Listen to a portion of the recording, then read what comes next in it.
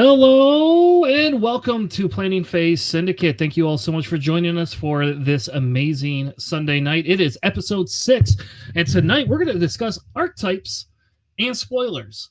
Yes, that's what I'm saying. We're going to start an Academy training segment where we talk a little bit about what archetypes we see in SWU, as well as archetypes that may appear later on based on some of the spoilers that we got. Also, we're going to essentially review probably a poop ton of spoilers tonight. The FFG, there's like no let up. Like, I feel like I have to cast twice a week almost just to be able to keep up with just spoilers on their own. But we are going to cover Star Wars Unlimited spoilers from the last week and the few that we missed from the week before. With that being said, let me bring in my co-host for tonight. Please welcome the bench warmer himself, Mr. Alec Baldwin. How are you tonight, sir? Jeez, Alec Baldwin. Didn't you just kill a guy? I'm okay, I guess. I was up at Traverse City this weekend, but I'm back. I got a trucker Dan now because it's like a 7-hour drive there total. So, did you go to any good distilleries or breweries up there? Yes, but I don't remember the names. It was my buddy's bachelor party, so we were all over the place. Fair enough. Also joining me is my good buddy JJ the Lion. How are you tonight, sir? Doing all right, man. Having a good season with Nickel City League. Ended up finishing the season 7 wins and 2 losses. The Shadowcasters, my team, has made it into the number 6 slot for the playoffs, and we're going to be facing off against the Lothwall Wolves for round 1 of the playoffs coming up next week. So hoping that our team does well and we take it all the way. Awesome. Yeah. So this weekend was kind of crazy. I played in a Storage Showdown this weekend, and the gentleman that ran it was very nice. He did not understand the FFG software. And I guess if we want to talk about FFG rules, FFG does not explain things very well about their software. So we got there today at noon, and we started about 12:30 or something like that. And essentially it was, all right, guys, I've got us up. We're going to basically do best of 3 games, and we're going to do single elimination. And we're like, you mean how many rounds? What? Well, you get to play until you're defeated. I was like, so you mean we play 1 round? Yeah. Oh, okay. All right. So I'm sitting here. I was going to play Sabine Yellow is what I was going to play. Or not Sabine Yellow. I'm sorry. Boba Yellow, because that's what I've kind of been playing around with. And it does really well against Sabine decks. And since Sabine decks seem to be the big thing that everybody keeps taking to tournaments, I figured it would be a nice reprieve to be able to just like walk on them and have to worry about other matchups. So I literally have spent a week and a half playing Boba Yellow. Like, that's just what I've been playing. And then after he said that, I'm like, I texted Alex, like, what should I run? Like, I was like, screw it. I'm going to run Pelp Red because I have the experience with it. And if we're only going to get to play 3 games for 1 round, whatever, right? I mean, like, I could get lucky and get a surprise and just be able to just like wipe somebody off the table who's never seen this before. All I got to do is get to the second round to get a Mace promo. Then, so we get through the first round, we get to the second round, and like there's a whole bunch of us just all packing up because we all lost, right? You know, because 50% of the field loses. Then all of a sudden he goes, "Oh, here's pairings for the next round," and we're like, "You just said it was like single elimination." He's like, "Well, I guess the software didn't quite work that way." So we're like, "Oh, okay." So like we all sat down and we played, and you know, so I lost my first round, and which I shouldn't have, but I lost my first round. My second round, I won. Like, I felt bad for the guy because I don't think he'd been playing. And he's a local of ours that hasn't been coming late recently, so he hadn't been playing a lot. And he when he was playing Luke Green with the ECL. So, it, like, sure, ECL one of my units off the board. Nope. Okay, I was just going to kill your other guy, but sure, now I could just use open fire or something. And so we got through the first game and he conceded. The second game we get through and it was a lot more like he did a lot more damage to my base. And then all of a sudden we get halfway through and Pelp, I don't flip Pelp on 8 resources. I wait. And the next round he throws a loop down. So he kills a V-Wing I had I got all my resources, so I just played a 1-cross Death Trooper, and then kill my Death Trooper, take his Luke, and he's like, "All right, I'm done. I've had enough of this deck." It's like, screw you. So then we finish second round, right? And we get done with second round, and as we're done with second round, essentially what happens is the guy comes back and goes, "Oh, it looks like it paired us for round 3," and I was like, "What?" Okay, so we played round 3. I played against Sabino, one of my other locals that actually tests with us, and the first game just like the whole thing just went my way. The second game, he got more damage on the base, but then couldn't draw any 4 causes at all.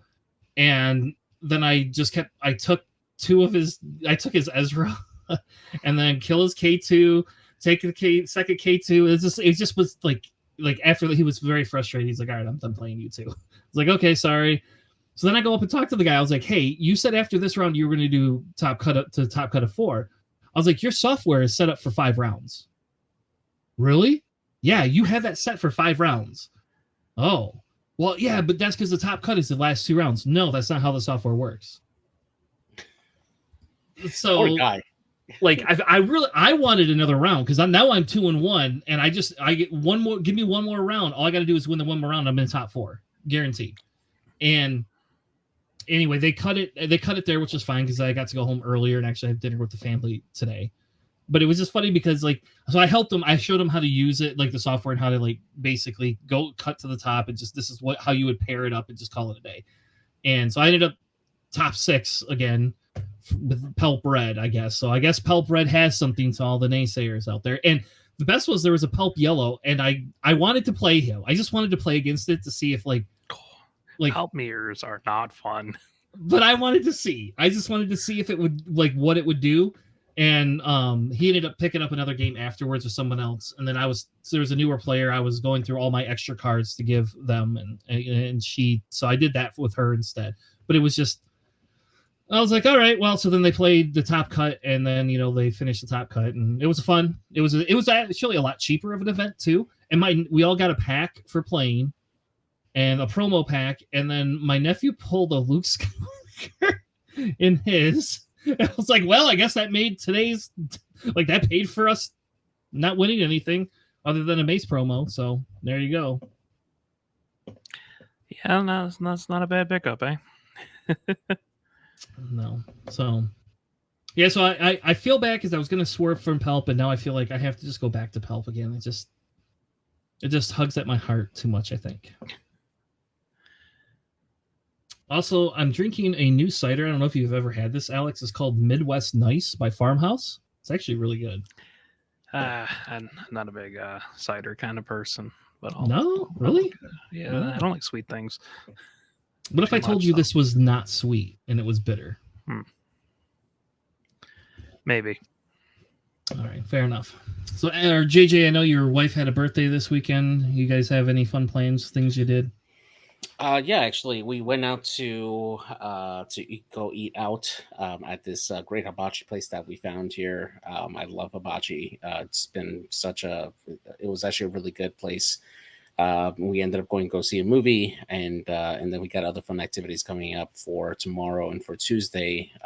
So we tend to celebrate for a few days for our birthdays. So yeah, always have plenty of different activities to go out and enjoy stuff and everything, and go around and not just try to cram it all one day. We'll probably have her party on her actual birthday on Tuesday, and have all the family over and enjoy some cake and stuff. Be good. And everybody's birthday. My birthday is not this Monday, but a week from this Monday on Memorial Day. So everybody's got May birthdays. Heck yeah, man. Yeah, too bad you didn't live closer. We could all celebrate together. A big siesta or something. All right. Well, we won't ask Alex about his bachelor party because I'm sure there's things he doesn't want to share. He doesn't. He doesn't remember where he doesn't remember it. So, I don't know. I just don't pay attention, but yeah. He basically just woke up with a 10. That's what he did. It's just on one side of my arm.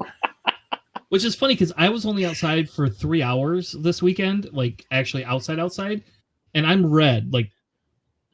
I'm beat red. Yeah. You're Pelp Red. I'm Pelp. Yeah. Bringing it back. Anyway, so exciting weekend we had.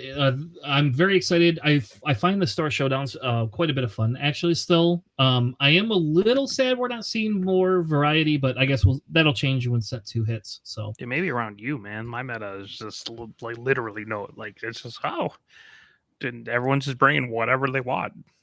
We had Green Palpatine. I think that one. It was either he came in. Yeah, I think he won. It was Green Palpatine, followed by like Green Vader, and then like Red Sabine, and like a whole bunch of just random stuff at our meta. We had a guy coming top 8 with Blue Krennic. That was super cool. So I don't know what your guys' meta is. Mine is colorful and fun. Blue Sabine, Red Sabine, definitely quite a few blue Lukes, and a few yellow Bobas. Oh, fair enough. all right, well, let's get into. Why don't we do our academy training discussion first? Tonight. Our academy training is going to cover archetypes. Kind of what does SWU have? Is there ones that Tanner missed when he built the slide that I'll get critiqued on, I'm sure. But we're going to talk a lot about kind of what all the archetypes are for our academy training segment right now.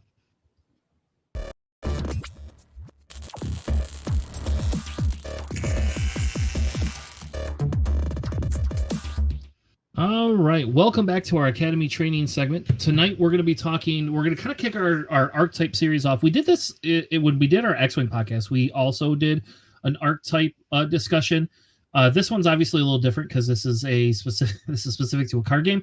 But I thought it would be fun if we kind of talked a little bit about, the archetypes we feel are in the game, kind of if the colors match, what the colors match. And then I also threw pieces in there because I believe there's future archetypes for decks that we are seeing some stuff for that possibly could come up. So as you can see, obviously they had 4 colors that they use for their alliances essentially. And I kind of color coded them on what I feel the specific SWU color fits closest to. Now I will say there is combinations, right? And we're going to talk a little bit about that after we kind of get through the deck types. One of the neat things about SWU is it allows you to play 2 colors together. So you essentially are putting different types. So for example, a blue, a double blue deck is like what you would call like a hard control in Magic, or I don't know, whatever, Legends of Lurutana or whatever the other big card game is that my son plays. But like those are really hard control. But what SWU gives us, what Unlimited gives us, is the fact that we get to combine colors, which is something that we had in Destiny. So this is not anything new to FFG. And this was something to me, this is a genius piece of the game. So let's talk a little bit about what we feel the archetypes are. And then we can kind of talk a little bit about how we combine them and kind of what that means for the game, right? So essentially, we have the 4 pillars or whatever you want to call them that I essentially feel are kind of the staples inside of a card game. You have an aggro, you have mid-range, you have control decks, you have combo decks, and then you obviously have kind of what the 4 of them, mix them together, mix and match them, right? So Alex, what is an aggro deck to you? So an aggro deck, I mean, the name is shortened from like aggression, right? So it is literally just trying to win before your opponent can stop you. But like super fast. Like obviously the whole point is to win before your opponent stops you. But you see it like in this game as like you just swinging at the base most of the time, and then giving them like +2 attack, +3 attack to just compound the damage on the base. And like the whole goal is just to go as fast as you can before your opponent stabilizes, and then because you're probably going to lose in the end game. So you see this very commonly with Sabine and Leia, and I mean I guess theoretically IG-88, but he's not around much.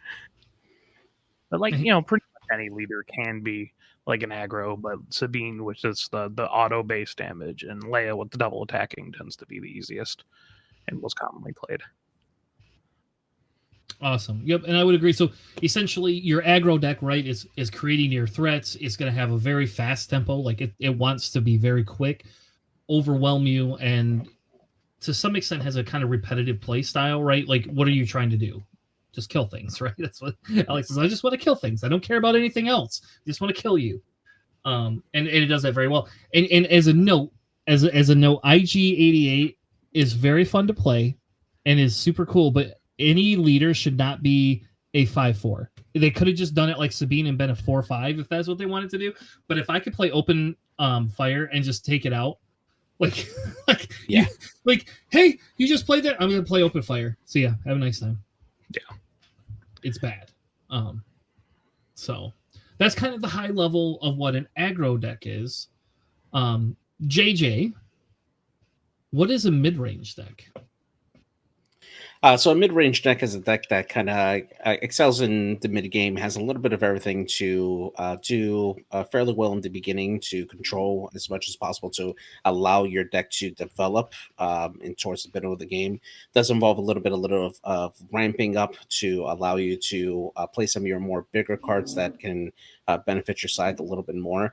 So there is a little bit of delay in there, not to the point of like a control deck, but it does offer a big payoffs later on as the deck is, or as your side develops with its forces and its setup in that range there. Definitely a lot less aggressive than aggression, as it's trying to set up like a larger payoff in either attacks or setup for your deck. So it does have a kind of like a toolkit of a lot of different options there, and allows you to win the game in the long run. Yeah, mid-range decks are, I kind of put in there. They like to trade. They have a good ramp. They have a very flexible board. They're designed to not just be, I'm going to do one or two things. I'm going to kind of be able to take the best of both worlds, but I'm also not going to be so overpowered that I just win every single game. Otherwise, we'd always see is mid-range decks. So, yeah. Like Boba Green, right? We would all consider Boba Green very mid-range deck, right? Yeah.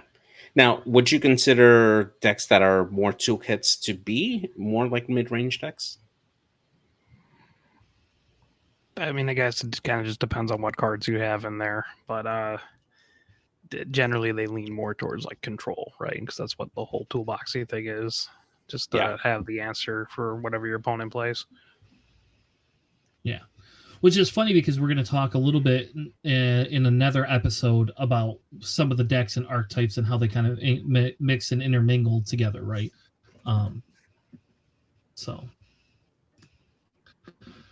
But all right, anything else on that? That is our mid-range decks. It's essentially designed to be very reactive to your situation. Then we have control decks. Alex, what is a control deck, and why is that your favorite style of play? Control decks kind of basically just try to, well, it's called stabilizing the board, right? Controlling the cards that people play in this game, because everything enters exhausted, right? You have a chance to respond. So if you play an A-Wing, I can play open fire, and then the A-Wing's gone before it had any threat or any impact on the game. So it's more just like having the answers, trying to not necessarily stall out the game, but have a great end game that once you wear your opponent down enough that they can't do anything, your end game is just going to be better than their end game, and you win off that. And generally you're seeing that right now with like Iden, Palpatine, Krennic. Not really much in terms of hero characters for control, which is kind of weird, but they don't have a lot of the tools, the immediate responses. So yeah, it felt like they gave villain a very heavy aspect, a heavy dose of that this game. Yeah. Yeah, so essentially, so we have control decks. They're very, they create answers to everything. They want to live forever. They like to disrupt your board state, or give you zero board state, depending on who you play against. and their end play is they have to win in the end game, and that's just where we get into combos and different things. But blue is giving us most of that control-ish feel for the most part right now.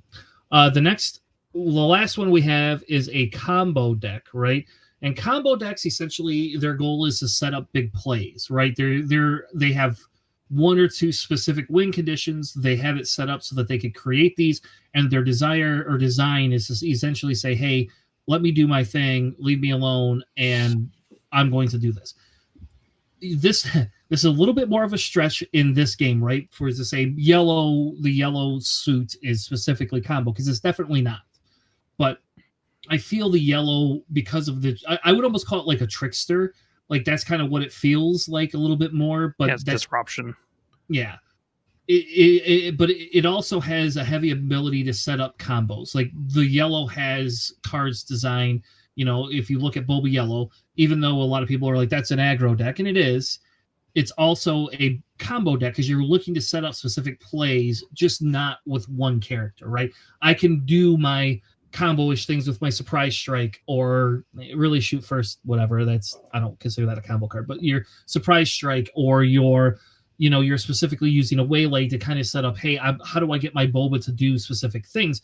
Yellow is providing that toolkit for it. In my opinion, they like to develop a board. They cheat. That's what it feels like to me. Like they're what I would call the cheat deck.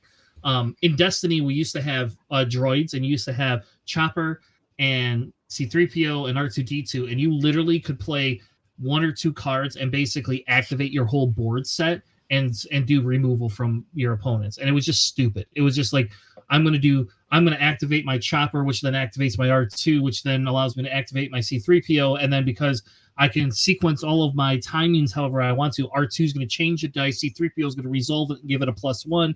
And it just was like, that's combo. And then when you stop that, which FFG had to errata it so that it stopped it because that was way too broken, that it then was not able to compute as heavily, though there was other droid version decks for the life of the game until they killed it. So that's kind of, to me, that's kind of what the combo deck is looking for, is big plays. They're cheating, they're cheaters, and they like a developed board so that they can play their 1-trick or 2-trick ponies. So now we talk a little bit, before we get into future archetypes, and I know you're seeing it down there and everybody's probably got questions. We will talk about those in a minute. But what I want to kind of talk and focus a little bit more on is the unique aspects of what Star Wars Unlimited is trying to do.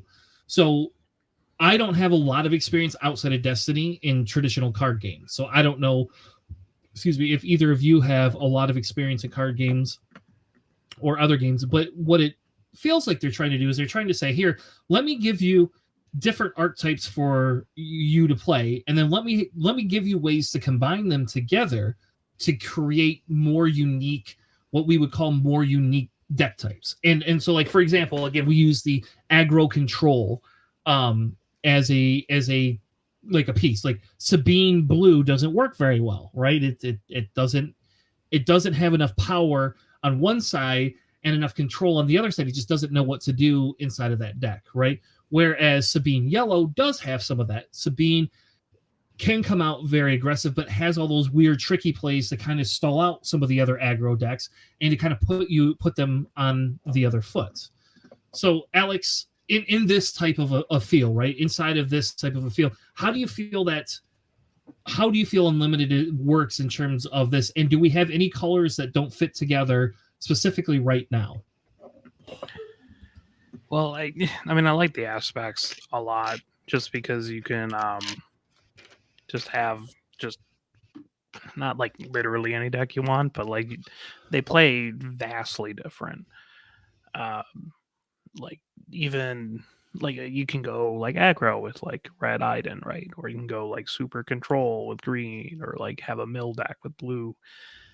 So it's nice that they all can kind of just modify what you're doing, and then you don't even have to like stick directly into those kinds of archetypes, right? You can start blending it to have more of like an aggro leaning mid-range deck, or more of like a control mid-range kind of thing.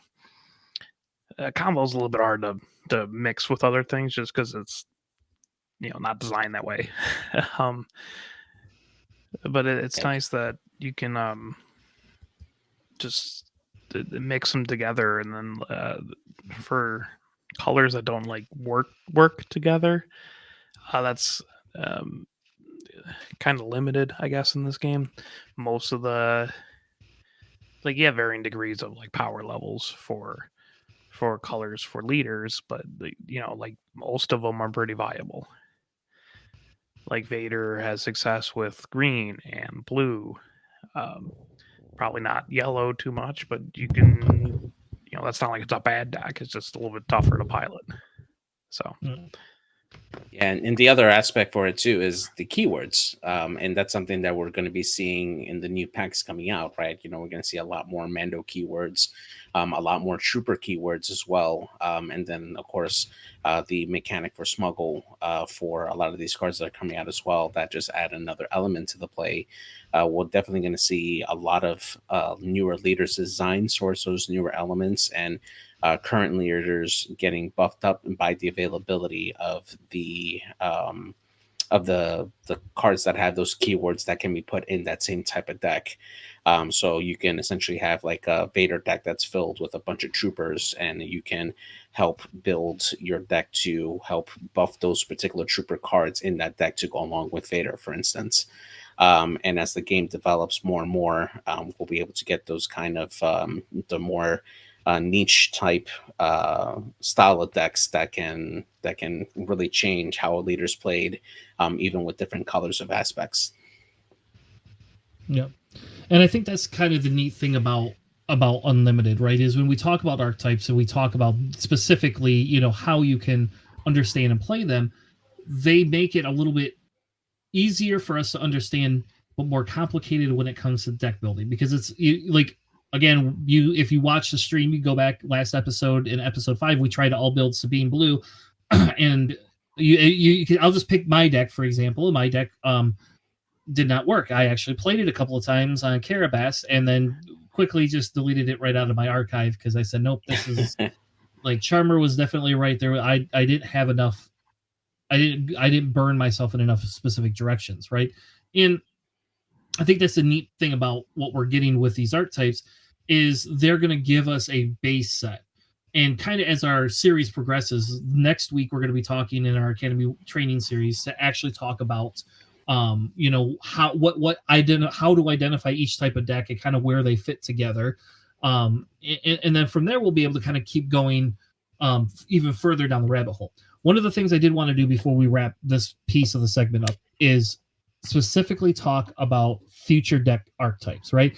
And we could talk, I put 3 on there. I did not put Mill on there because I don't know if they're going to ever make Mill an actual thing. I do know Mill does, like, you could kind of do it. My stepson was milled today, so I know it happens. But I don't think it happens all the time. But I think eventually we're going to get that style, that type of an archetype. And I kind of hope we get it, not next set, but the set after. So next set, let me play some really cool stuff. And then after that, you could give me my Mill back because I'll just run Mill. That's just what I'll do. I'll just run Mill for the rest of the life of the series. But the 3 other ones that I kind of wanted to bring up, and then I'll let you guys kind of talk a little about, and JJ spoiled the one already. It's called Keyword Soup. And I didn't know this was an actual thing. And my son's like, no, I'm telling you that's an actual thing. This is something that they have in like other games. And it's essentially where keywords benefit players and disadvantage their opponents. And it's designed, like we see it a little bit with Tarkin. I think they tried to attempt it with Tarkin and it just didn't work very well. But we're getting Mandalorians. That's a huge keyword type thing. Underworld is going to be a keyword. So they kind of go through and that's going to be a big thing that'll become, they're going to allow you to have a specific decks based on that. The other one is the leader centric. And that's where they basically build a deck around a leader. We saw that we saw that actually in Destiny, where they gave us Kylo and Rey as characters to play together, and they literally designed cards that they were good cards to play outside of that, but they worked super well together. Like they were genuinely aggressively designed to work together. So you'd have a Reylo deck and you would get to play it and it would be great. And it was super fun to play and people hated it. but I feel we're going to get this. Maybe not next set, but I feel we're going to get that. And you could kind of mix a little bit with the leader centric and the keyword soup. If we get like a Bando deck that really works really well, or a Bo-Katan deck that just like only works with Bando and anything else you try with there doesn't work, then you know that's what that specifically. But I believe we're going to see that in the future. And then the last one I had on there was upgrades, but I think I don't know. That's we're pushing that envelope with it, but I feel that there's a possibility we could get decks focused specifically on upgrades that interact, like in bounties kind of do, but they're not all specifically like that. But we're going to get we're going to get decks supposedly that will be upgrade specific, and the upgrades are not just, I'm going to put a lightsaber on Darth Vader to do an extra 4 damage to somebody, which is still really good, and it should not be a 2-drop cost thing, but it is really good. I actually seen somebody use it on Darth Vader unit and put it a ambush out and kill somebody, put another thing on there, and you're like, oh, great. And now I have a Darth Vader unit that now is swinging for 9 every turn. So it's gross. Yeah, I mean, you get a little bit of the keyword stuff with like Leia, right? Because she specifically needs rebels to attack. You get it with Hera, who gets Spectre units for no aspect penalty. So there's already a little bit of there. The new green heroic Boba leader deals a lot with keywords, so that's definitely upcoming. And you actually get a little bit of the leader centric too with Chariot decks, just kind of pumping him up and healing him enough because he doesn't die until the end phase, right? So, well, not end phase, regroup phase in this game. So like you're still you got a little bit of it, like the seeds are there, and that's pretty cool. Yeah.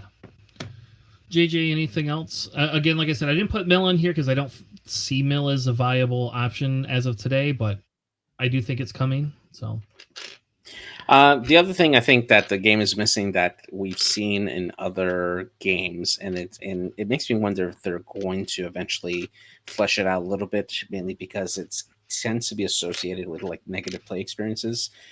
Is discards, being able to control your opponent's hand by making them discard cards from their hands.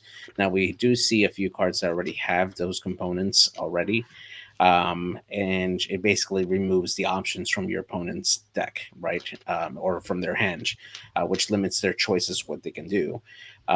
Typically, those type of decks can be feels bad because, especially when you're playing like combo decks where you're trying to build up to something like for a big punch and it gets taken away from you before you can even do anything about it.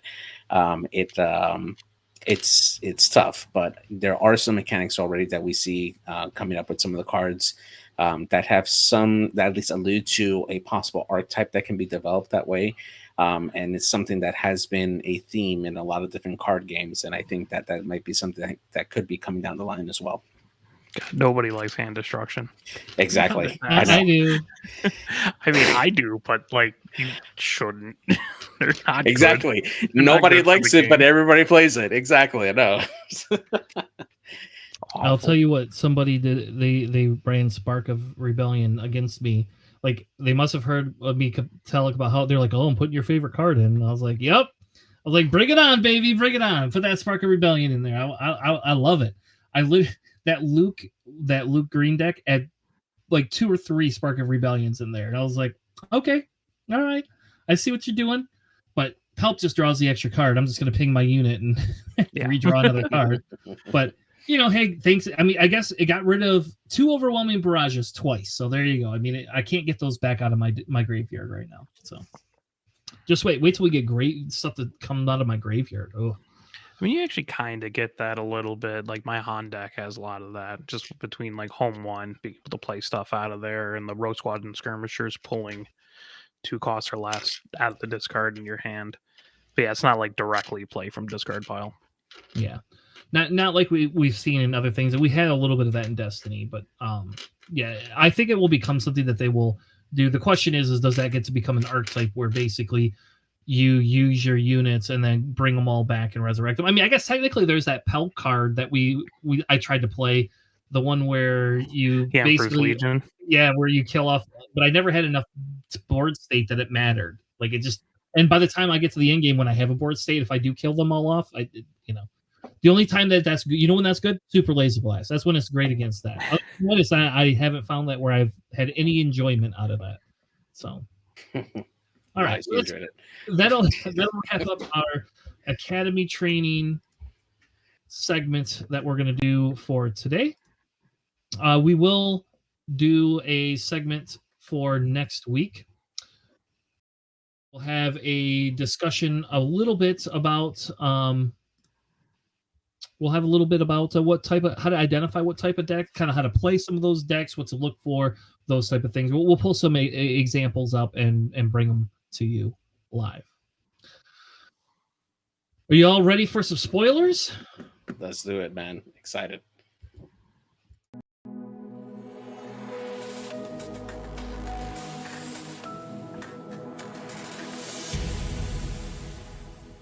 We are going to do our Galactic Gazette segment where we talk about spoilers. This week we have a million spoilers to go over. Just like I don't even know how to tell you how many spoilers we have. So hopefully we can get through all of them this week. I asked the guys to come out a little earlier so that we could try to get through these because I hate being like 3 weeks behind on spoilers. If we keep getting them at this rate, we might just in the future only go through the spoilers of stuff we like. I think maybe that's what we'll do. Though it seems like Alex likes 80% of these cards, so I don't know. Fun. So we have a few left over from last week that we got to go through. So what, Alex? We'll do the same thing. We'll just kind of go. We'll go Alex, JJ, Tanner, and we'll go through all the 3 that we want to pick. I only have one request. There's one specific leader that I get to spoil. I know which one that is. I know you do. So that's my favorite. So so let's go with the Sundari Peacekeeper, because this thing is a house. So it's a 3-cost green-white, 1/5 with raid 2, restore 2. It's also a Mandalorian and a trooper, and it's uncommon. It's a 3-drop. It's a 3-drop. Yep, 3-drop, 1/5, raid 2, restore 2. So if you just start swinging with this, you are doing 3 damage. You are healing 2 from your base. It's that tempo swing is nasty, and also it's a Mandalorian and also a trooper. So like, I don't think there's much trooper synergy with heroes, but Mandalorians, that keyword is going to be pretty nice. Or well, not keyword, I guess trait. And it does work with like, the new boba because it has keywords on it, and that's silly. That also a 5 health 3-drop is just so good. Yeah, like this. I mean, this, because technically when this can come out, it avoids Vanquish. Really, it's just power of the dark side or takedown that can really deal with this. Open fire can't touch it. You have to have a force choke, and force choke is like, so it's like only villains can deal with this. Even then, and like, yeah, I think this is a ridiculously built card for a 3-drop. Like, you could put this out even like later game, and it's stupid because it's just going to heal 2. And it's got like the Casorium Viper, Star Viper is a 3/3 that heals for 2. That's reasonable, right? Like that's conditional heal too. Yes, you have to have it. Like this just says I'm going to heal no matter what. And can you imagine being able to like ready this thing so you could just heal 4 and swing for 6? Like oh, there's a card that does that. Oh, I forgot. This card seems broken to me personally. I mean, we'll see. It is very strong. I mean, swinging into it, you're not taking too much back, right? Because it's only 1 attack. It's kind of like the A-Wing thing, where it's just like, well, if it attacks me, that's bad. But if I attack it, it's not the worst. Yeah, but sure. But think about it. This is going to force you to use 2 units to kill this thing. Yeah.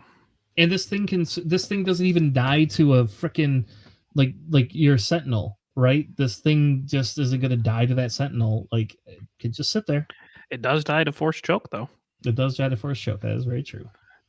Trust me. I mean, honestly, this come in a side of a Luke deck that can constantly put out shields on top of this, and then adding in some heal effects So where like it can potentially take damage, and you can take a turn to heal it right back up. I mean, this can get out of hand really quick, especially if you have like if you play a late game and you have multiple copies of this, man, like it could be a monster. Or if you give it like armor for Mandalorians or something. Yeah. But that'll be later. It's kind of a seems really good. We'll see how it turns out, but it seems very strong. All right, JJ, what's your pick? I'm gonna pick Moisture Farmer, named after Ryan. Mr. Ryan, yeah. Yes, exactly. From the old Mind Knock podcast. Somebody overlaid his face on that picture. I don't know who did it. Somebody did that. That's awesome. That's going to be the most popular alt art in the game for sure. Yeah. So this is a 1-cost blue aspect card that comes in with 0 attack and 4 health, and it comes with Restore 2 on this. Definitely a good filler card, I would say. Even if it's doing 0 damage, I mean, you can equip Luke, the Jedi lightsaber onto this and give it 3 attack if you want to. But just having that Restore on there for cheap, you're going to force your opponent to have to deal with this particular card, because if they don't, then they just ignore it. He's just going to ping you for 0 and Restore for 2 every time.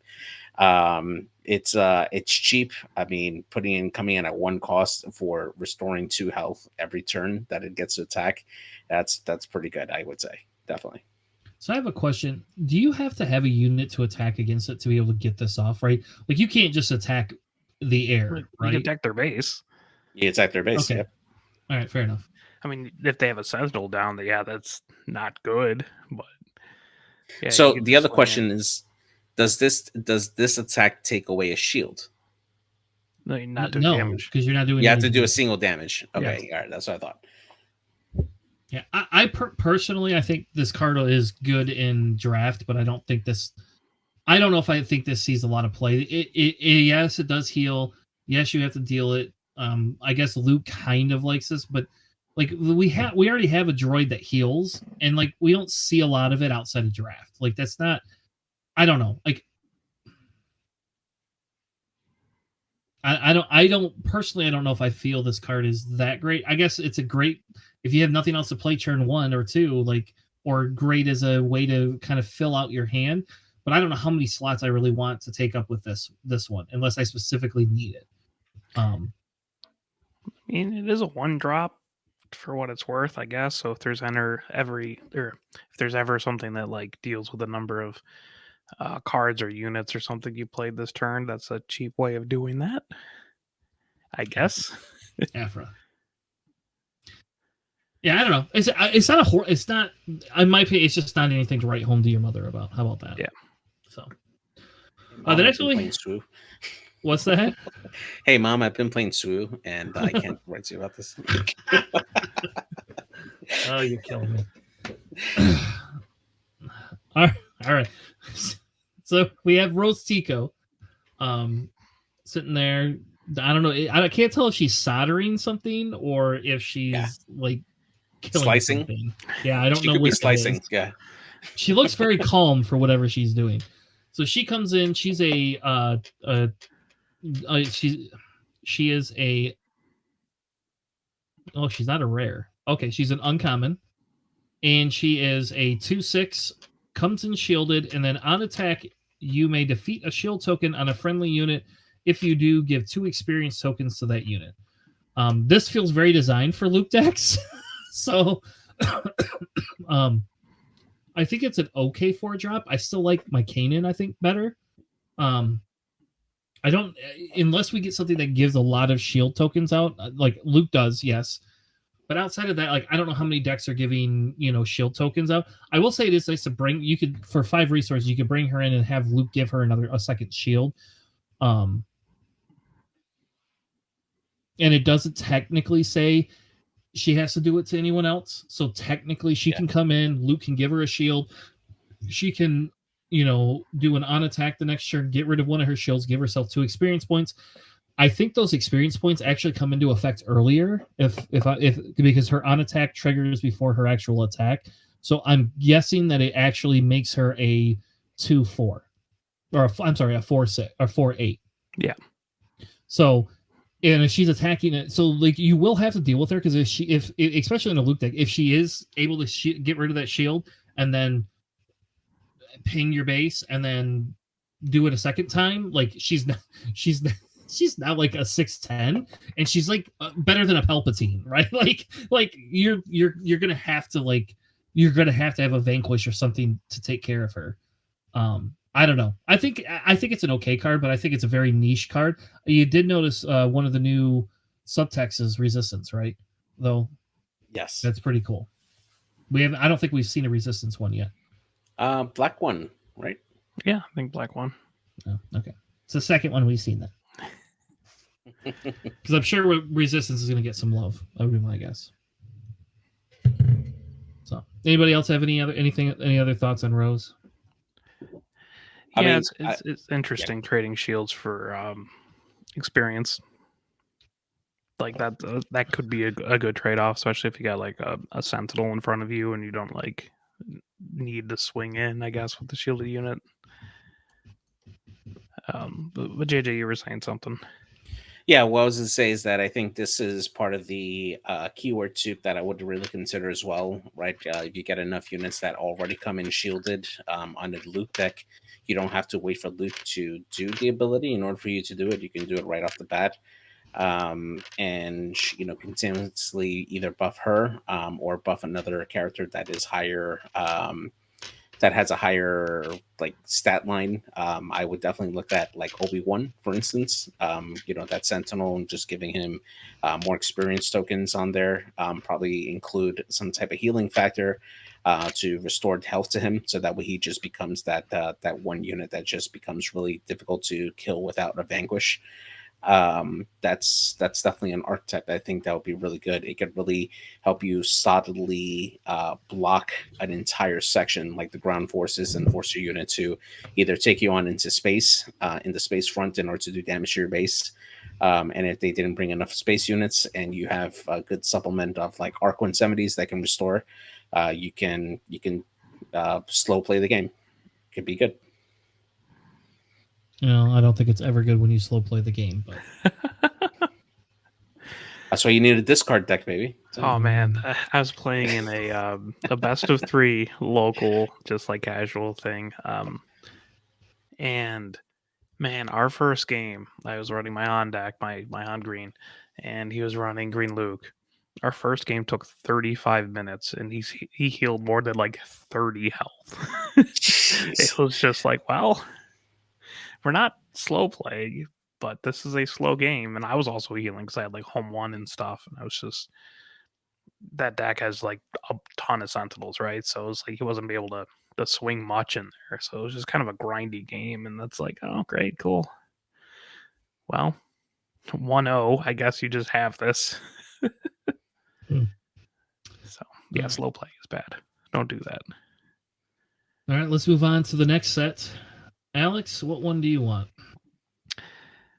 I'll take the Boba leader. That is slightly pictured down. Give you guys those 2 cards because I'm really excited about this Boba leader. So yes, we have a new leader. It's green-white Boba. He's a hero now. He comes out on 6. He's a 4/7, keeping the original stats from the other Boba. And his not unit side is when you play a unit that has 1 or more keywords, you may exhaust this leader. If you do, give a friendly unit +1/+0 for this phase. So it doesn't have to be the one that you played. And then when he flips over to his unit side, each other friendly unit that has 1 or more keywords gains +1/+0. And this seems really good to me. Anything you play with ambush, you can ambush with +1 extra because that ambush is a keyword. Shielded is keywords. Red 3 gives all your hero units raid 1, so that's a keyword. So if you have both red 3 and the unit out, like all your guys are just now +2 attack, which is terrifying. It's gross. Yeah. I mean, like, you just like a basic turn 1 play, right? Is like Battlefield Marine 3/3. Turn 2, you could put down like an echo based defender. And since Sentinel is a keyword, you can give your Battlefield Marine +1/+0. So now it's a 4/3. And for just like a normal basic level opening 2-turn play. And that's scary. So I'm very excited about this guy. I have a question. Do you think that it's good, like that this will be good in mono green at all?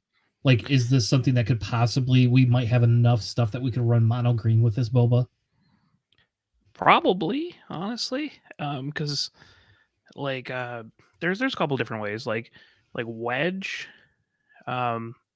he's green, right? And he gives all your vehicles ambush, so that automatically gives them the plus. I mean, he already gives them +1/+1 and ambush, so you can give a selected vehicle like that another one.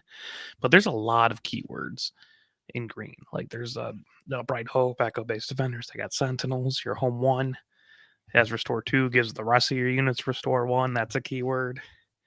Rogue Squadron Skirmishers, and then like in the new set, stuff that we haven't spoiled yet. They do have a lot of keywords. And as we were just talking about the Sundari Peacekeeper, right? Like that's got keywords. I think it'd be kind of interesting for mono green. I'm not sure if that's the direction I want to go, but I still feel like it'd be pretty viable. Yeah, I feel like red is hard to pass up in Rebels right now. It is, and I agree with you. I just wonder, because we also have that attack pattern delta, which is a double green for 3. It's a 3 cost too, so like you don't want to play at the beginning, but I mean, once Boba flips, like, oh, here, let me just give everybody, like, I'm gonna have like the stupid Sundari Peacekeeper is gonna freaking swing for like 6 or something like that, for a more than that. That's actually the scary part. If you give it the +3/+3 from attack pattern delta, it's swinging in for 7. So that's gross. I'm not saying that it's great or good or bad, but I mean, you do have command, which allows you to help ramp. It comes in at a native cost versus like having to pay that extra cost. I don't know. Like, I would actually even still consider command possibly in a red green Boba deck, but I don't know. I think you're right though. And when we get closer to the set, when we get most of the stuff spoiled, probably about midway through June, we will actually dedicate segments every week to like pre-building decks.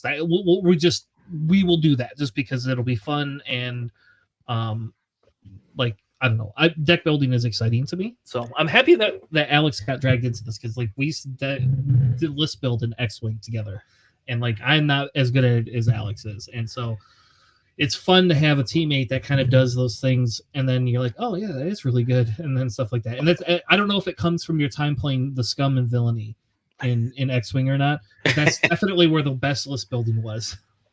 Yeah, you somehow turned X-Wing into like a combo deck. It's fine. Yep. But like even some of the other stuff, like that 1-drop clone, right? The clone deserter.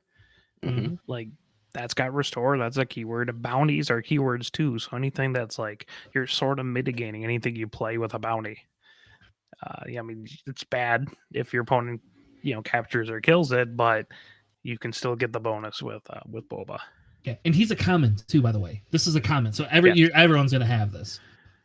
Yeah, I am looking forward to this Boba Fett, probably more so than a lot of other leaders. Are you gonna ditch Palpatine for Boba, or are you gonna go away from Palpatine?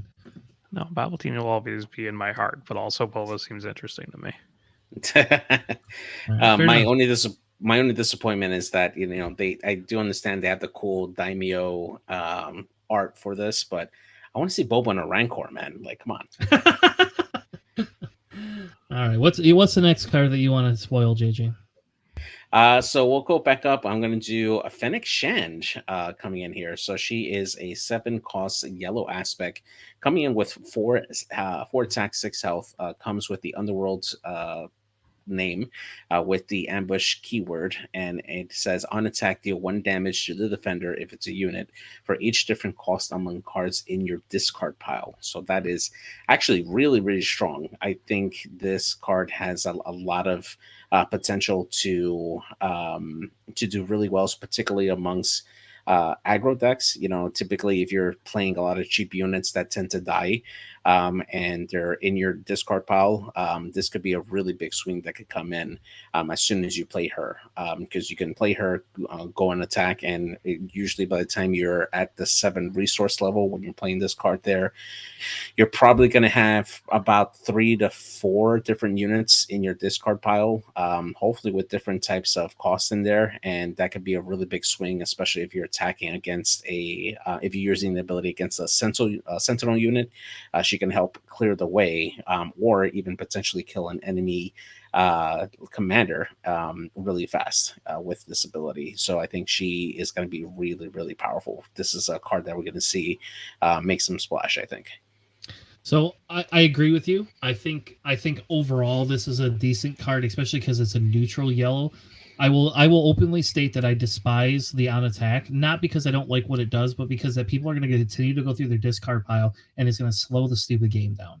Like I'm going to have to. It's like they do it with Vader too. I get it. It's something with Vader, but still at the same time, it's going to be like, all right, and then you're going to have to show it to me. You're gonna have to show me your discard pile. Like I'm not gonna just be like, I have 7 costs in here. Like, trust me. Like I've learned with For a Cause I Believe in, the best thing you can do is make them put the cards down so you can read, and then in your head I read every single one of the damn cards so that way I know which ones are coming up and I can remember them. Because sometimes, like a couple of times, I've missed where somebody puts a heroic sacrifice on top, and the next thing you know, there's a stupid K2SO that's doing, like. 7-9 damage to you. Yeah. Don't forget, like most of the bounties that we've seen, they're 0 cost. So like 0 is also a number that's different, right? So you got your 0 cost bounties. There's a fair amount of like 1 cost events and upgrades, and even a little bit units. You got Ryan Farmer over there at 1. So you end up like stacking it like pretty fast if you do it right. I mean, like even Metal Ceremony, right? That's 0 cost, and it's an event, so it immediately goes to your discard pile. So, or you're like me, and I have the Devastator, at least they don't have to go through the resources. Like, I mean, this is very terrifying in Han decks because Han, you have to kill one of your resources, right? So you can cycle out resources that cost different things without even ever playing them. Like you can get like an A cost in there, just off rip. Yep, and then go, nope, I don't want this anymore. So yeah, I agree. I think that it is I won't say it's a broken card because I don't think it's like that much. It is still a 7 drop. It's not that, and it's not. It's like a Vader. It's only going to be good in like ramp type. This is not. We're very rarely going to have to see this in aggro decks. How about that? Like very rarely do we see a 7 drop in an aggro deck. So thank God for that at least. Because that's the last thing we need is this in an aggro deck. But you're right, like ramp decks and some of these other ones, I would say this is going to be a big thing that we're gonna have to watch out for. But Pelp is going to love this card when you play it, because I will hold my Pelp to take your Fennec Shand, or you never get to play it. You can pick. All right, the last one for this section is Chain Code Collector. It has ambush, and it says on attack, if the defender has a bounty, it gets -4 for that attack. I finally figured out like this kind of card is like the thing that made me understand on attack a little bit better. Like now understanding, like I never understood why there was a big difference in sequencing, but the reason you have to do on attacks before you actually do your attack is like for this type of, when they come up with these type of cards, because you have to give the -4 before they actually do anything and blah, blah, blah. I think this is an okay card. It's a very low cost health. I don't know. I'd have to see the rest of how many bounties we're going to get. If you're playing a bounty deck, this card's great. Like this card's a must include because it's a 4 cost ambush that basically will kill something and then allow somebody else to have to kill it and take out a second unit if they kill it. So I do like this. I do think that, again, if you have like heavy sentinels in your deck, this is pretty good. Like, I mean, you can run a Cantina Bouncer against this, and you're just screwing yourself over because you're like, oh, I'm going to make you pick this back up, and they're just going to play the stupid thing again for ambush and kill things with bounties. So I think in a bounty deck, this is good, but again, we haven't seen how many bounties we have yet. So I will hold my breath until we see if we can build a valid bounty type deck. Yeah, I mean, I think it's like if you have enough bounties, or if there's enough like bounty units that people are generally playing, like just swing it in there for probably not any damage in return. Or if it's like a 5 attack, right, you have 1 back. Like that can get pretty nasty. Yeah, I will say it's like the strafing gunship also has that negative feel to it, right? And it's not as impactful in the meta right now as you would think it would be. So again, I think if we get a lot of bounties and you can build a very good bounty deck, then this is going to be a big play. But again, go back to our archetype segment that we just did a little bit earlier in the episode, because we talk a little bit about keywords soups and we talk about leader centric type things. That card is like designed specifically for that. Like that's what that is. So, all right, our next set, Alex, which one do you want? Oh, I'm gonna go with the criminal muscle. Look at that guy go. Look at that. Look at that little Roydian. So, criminal muscle is a 2/1 for 1. It's a yellow unit. It's common. That's the underworld trait. And when it's played, you may return a non-unique upgrade to its owner's hand. So you can't bounce back the Luke's lightsabers and stuff like that, but you can bounce back something like traitorous, or bounce a shield off someone, or an experience. So that can get pretty nasty for only a 1 cost. That can save you so much, especially with those traitorous. Which is funny. This could just have been an event, right? Could we just have had this as an event? Like this could have just been an event you play. We already have it as an event. No, I liked it better as an event, but putting him on a body, it's not bad. I love the artwork because he's just like straight posing. I mean, he's punching. I get it, but it's also like a muscle pose. I appreciate that. I mean, this card definitely will make its way into those Fennec Shan decks too. I mean, there's not very many good 1-cost cards for yellow. I think this is definitely a solid option to be included in there, especially if it's going to die quickly. That's a guarantee that it's going to help to build up Fennec. So yeah, it's very good against other people putting bounties on your guys as well. Yep. Mm-hmm. That's what I was going to say. This is a bounty, like an anti-bounty tech card. I think that's really good too. So I like that. I guess you don't play this with that criminal thing that we just saw above. Like, don't put those two together. No. It was a very strong sideboard piece. Yeah, I like this card too. I like the art. I agree with you. I do like the artwork. So, JJ, what card do you want next? I'm going to do Village Protector. So we got a 3-cost blue and hero aspect. Comes in at 2/2, and it comes with Sentinel and Shielded on top of it there. There are other better 3-cost cards there. Yes, Shielded is really nice to at least prevent that first attack that comes in there. I definitely would not pair this with Rose Tico. But it's, I mean, if you're going for a deck that has all shielded, sure, you could put it in there. But beyond that, I think there are probably better options if you're looking for a Sentinel and a blue deck. The shielded is nice, but can be taken away fairly fast. So, it's an okay card. It does seem really annoying. Like, very good anti-aggro tech. Yeah. Because they have to swing in twice. Yep. And that's just a pain. I don't hate this card either. I think this is, again, more of a draft card that I feel like if you see this in draft, this is probably something you want. And actually, when we get to the Everything Spoiled, we will do either an episode or a segment or two about drafting with set 2. Like, we will do that because I think that there's some pieces in there that I haven't seen a lot of those for set 1. I've only seen a couple of videos on that, but we're kind of past set 1 and nobody can get cards anyway, so I don't know if it's really relevant. But I think that there is some value to doing that for set 2. I think this is, to me, this card works well in draft, and outside of that, it's not quite exactly what you want. It is annoying in a Luke deck to give it an extra shield. Yeah. No. And it is annoying if you do waylay it. It's like you're just allowing them to replay it again the next turn. So, I mean, I guess you are stopping their ramp or they're building their board, but I don't know. The last one, which I should just made this is what the cover art should have been for this episode. I love this art so much. This Jawa just doesn't know what's going on. It's like, hey man, I'm just here. Leave me The novice alone. technician. It Yep. has one giant hand.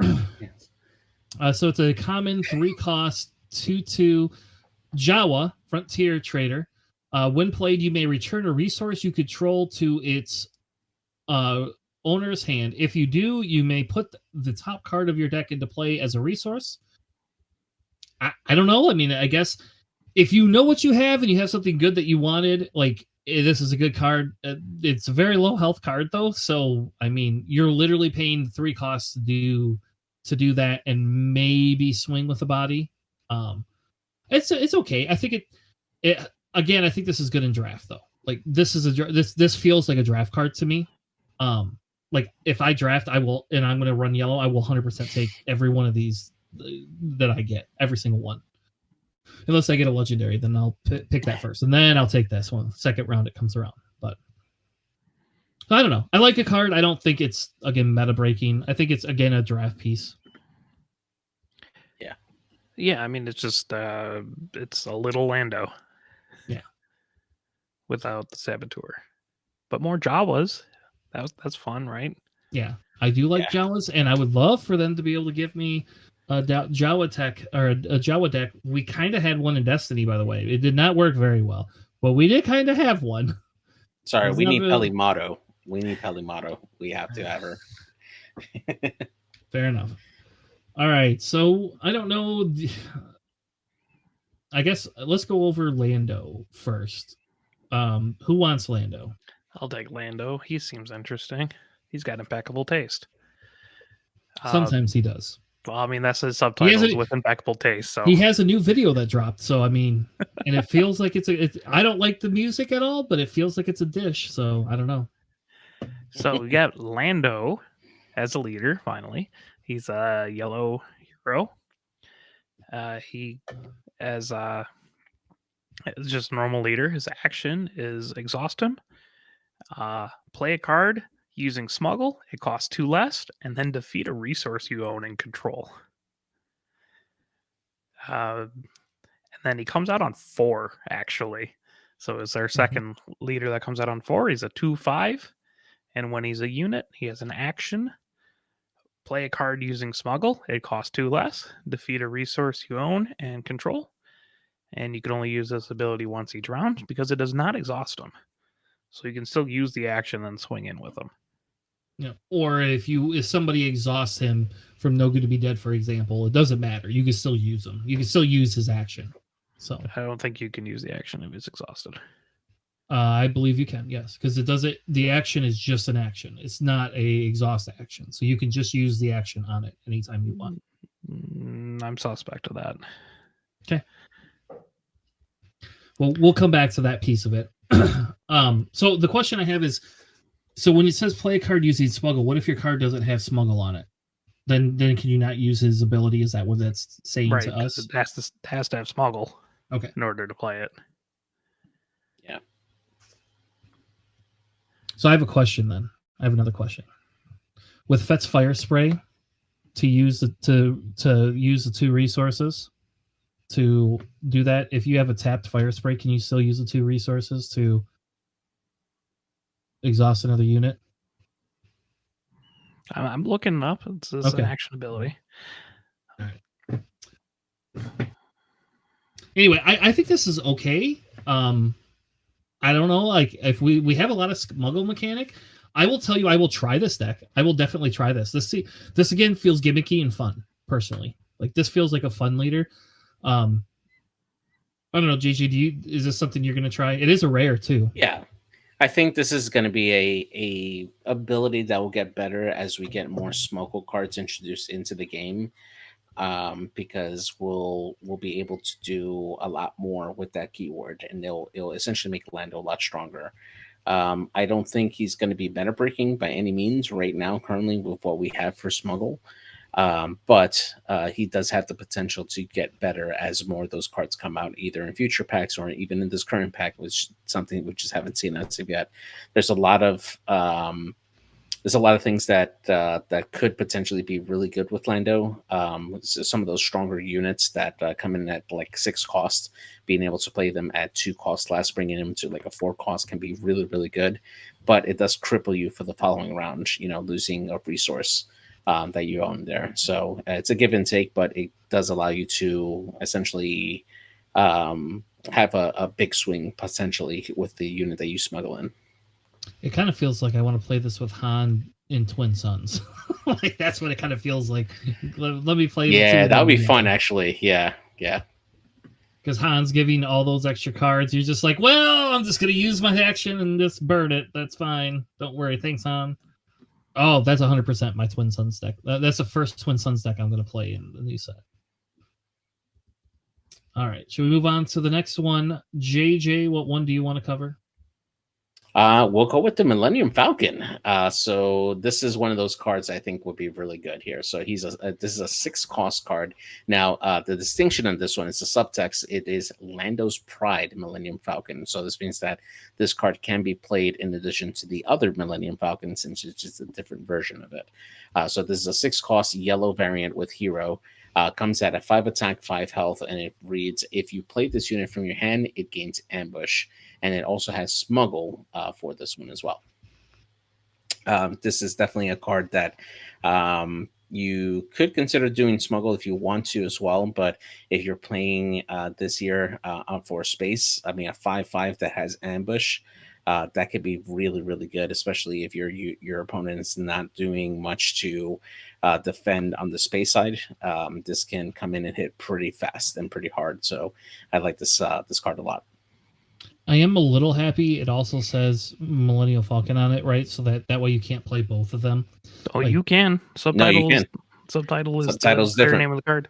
That's why you can have both leader and unit out.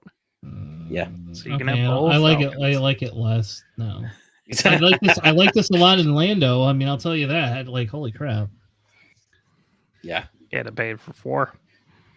I mean, you don't get the ambush, but you can play it when he comes out.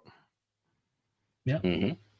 And then, because it's smuggle is the same cost as the normal. Yep. Ugh. I don't know. I think it's good. I don't think it's bad. I guess. How about that? 5/5 space unit with ambush is decent regardless. So yeah, seems nice.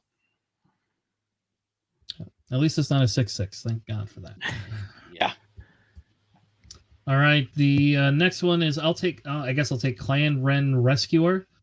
When played, give an experience token to a unit. So it could be any unit. It could be that unit. For a 2-drop, I think that's a really good 2-drop. Again, it's a common 2-cost blue hero. It's got Mandalorian and Trooper. Again, I don't know about the Trooper, but the Mandalorian thing is really nice. So Mandalorian deck's gonna love this because you just dig for it. If you need to, I think this is a good 2 costs as well. I don't see this as being meta breaking because essentially you're just playing it and then making yourself a 2/3 for 2 costs, which is okay. I mean, it's a fine turn 1 play. Again, I don't think this is a meta breaking card. So, I will say that if you can use this with a smuggle mechanic and have somebody like you can pull this out somehow, like if this is ever able to be pulled out, like this would be a great resource card to be able to pull out later in the game and give your dying Chewbacca or your dying something else an extra experience token. So, but yeah, I mean if you have tack, right, you can pull it out. Yeah. So again, I don't think this is a bad card, but I don't think it's like insanely good either. Like it's I mean, if you have one of those pirated starfighters, you could just start bouncing it back to your hand. That's true, and just keep giving experience tokens out. I don't know. That might be good. That sounds like a combo deck, Alex. God damn it. No, I'm sorry. But yeah, that sounds fun. How about that? Maybe I'll try that and just do that the whole time. It's almost unlimited power. Almost. All right. Alex, you next. Sure, I'll take Smuggler's Aid. It's a 1-cost white event. Heal 3 damage from your base, or smuggle it in for 3. And it's common. It seems really good, actually. Honestly, not gonna lie. just it's a better repair, right? Because repair is just heal 3, and this one is heal 3. Also, you could do it later. Yep. And if For the you're cost of Lando, you having- can just play it for 1 too anytime you want. Lando gets to play it for 1 cost.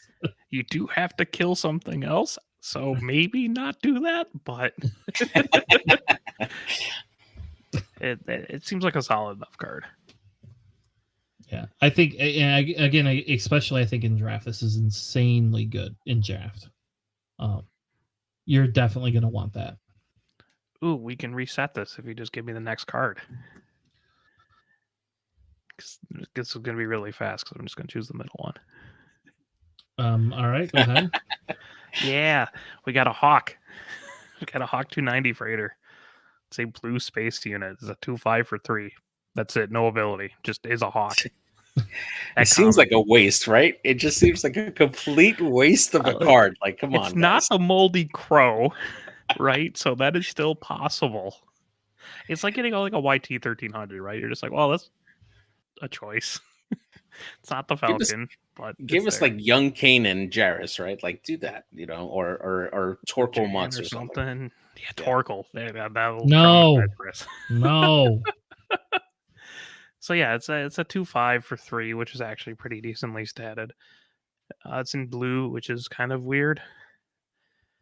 But I mean, it's a high. It trades well. We'll put it that way.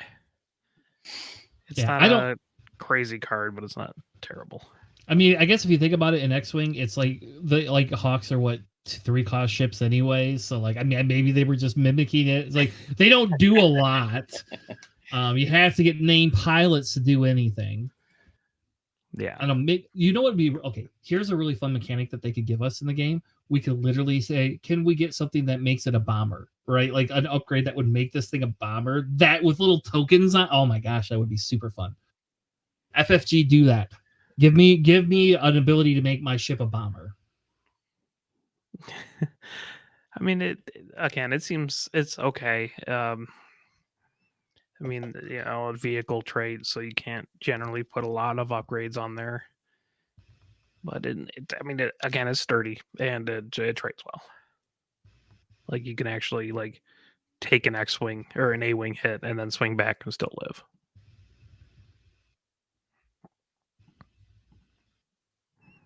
All right, JJ, you're next. We know which one you're going to take, so. I'm going to take Survivor's Gauntlet. So this is a 5-cost blue aspect ship here that comes in with 4 attack and 6 hull. And it reads, when played on attack, you may attach an upgrade on a unit to another eligible unit controlled by the same player. Now, that is very key because that means you can't attach a lightsaber to like a Falcon, right? But you can move on some of the Mandalorian armor to another Mandalorian that's getting targeted there, giving it armor, or attach like a lightsaber to another unit that might have it on there. Definitely a lot of different things that you could do with this particular card that could be really, really good there. Same thing, I believe experience tokens would also work, right? If it's an upgrade. Yeah. And shield tokens. And shield tokens. Well, yeah, that's right. Yes. Shield tokens, yeah. That's really good. Yeah, that's definitely it's interesting. 5 is it feels awkward at 5, but I mean it's a 4/6, so it's not bad. And it's Mandalorian trade, right? So you can actually dig and do other Mandalorian things with it. It'll be interesting. I'll be interested to see how well this does because it is a rare. So yeah. All right. So I like this if we're gonna go into an upgrade meta because I can now take your entrenched on a Boba. Let's just say Boba Fett's entrenched and you have 7 damage, but you're get 10, and I can now move that upgrade, kill you, and put it on something else. I think this card's really good, and I think this is specifically something that we will see, especially in control decks. Like the only thing it misses is a Sentinel. So if I could give it Sentinel on top of it, then it's just even better. But like I don't know, in a control deck, this seems really good because it allows me to now mess with my opponent's board state, which I don't know how good that is for the game, but I will tell you, the first time you you kill another person's unit by moving some sort of an upgrade card, it will be a sad day for that player. That player will not be happy. Yeah. So, let's say they stole one of your units with Traitorous. What happens if you move that Traitorous around? Do you capture one of their units? And No, they it has keep to be an yours? eligible unit. Right. And I mean, you just attach it to a 3-coster. Right? That would make it eligible? I don't know. I'm very curious about that. No. It will okay, because it's got to be controlled by the same player. So that Traitorous, when you take control of that Traitorous, you now control that. So when you move that Traitorous off of that unit to one of your own units, you essentially are giving that other unit back to them. That's what you're doing. Well, like if they already captured it, right? So I can move that Traitorous because they're controlling it. It's owned by me, but they're controlling it because that's what Traitorous does, right? So if I'm the Pelt player and I play Traitorous and I stole your Sabine, and they then turned around and played this, and they moved Traitorous to my other unit, Yeah, it's like a cell block or something. Yeah, they would get their card back. If it gets ruled that Traitorous is allowed to be attached to your own unit, that's going to be the contingent piece. I don't know, because so in your particular case, the only way I would see where it would be legal is that if I had, let's say, I had a Sabine and I had an exhausted friendly unit, and the Traitorous my Sabine that's readied, I could then play this Survivor's Gauntlet, switch the Traitorous from the captured Sabine to my exhausted unit, so that way they can't attack with that. I'm not even saying your own units. Switch it from one of their, the units they control to another one of their units, like from your Sabine to a cell block card. So because I think they the control wording the of unit. It says when this eligible unit, when this upgrade becomes attached to a non-leader unit that costs 3 or less, take control of that unit. So the question is, can you take control of your own unit when you're already controlling it? That's the key. Because if the ruling is that you cannot take control of your own unit because you already control it, you cannot move Traitorous. You don't control it, you own it, but not controlling it. How am I not controlling my own cell block card? I think they'll put the you are, but I own it and I control it. Right.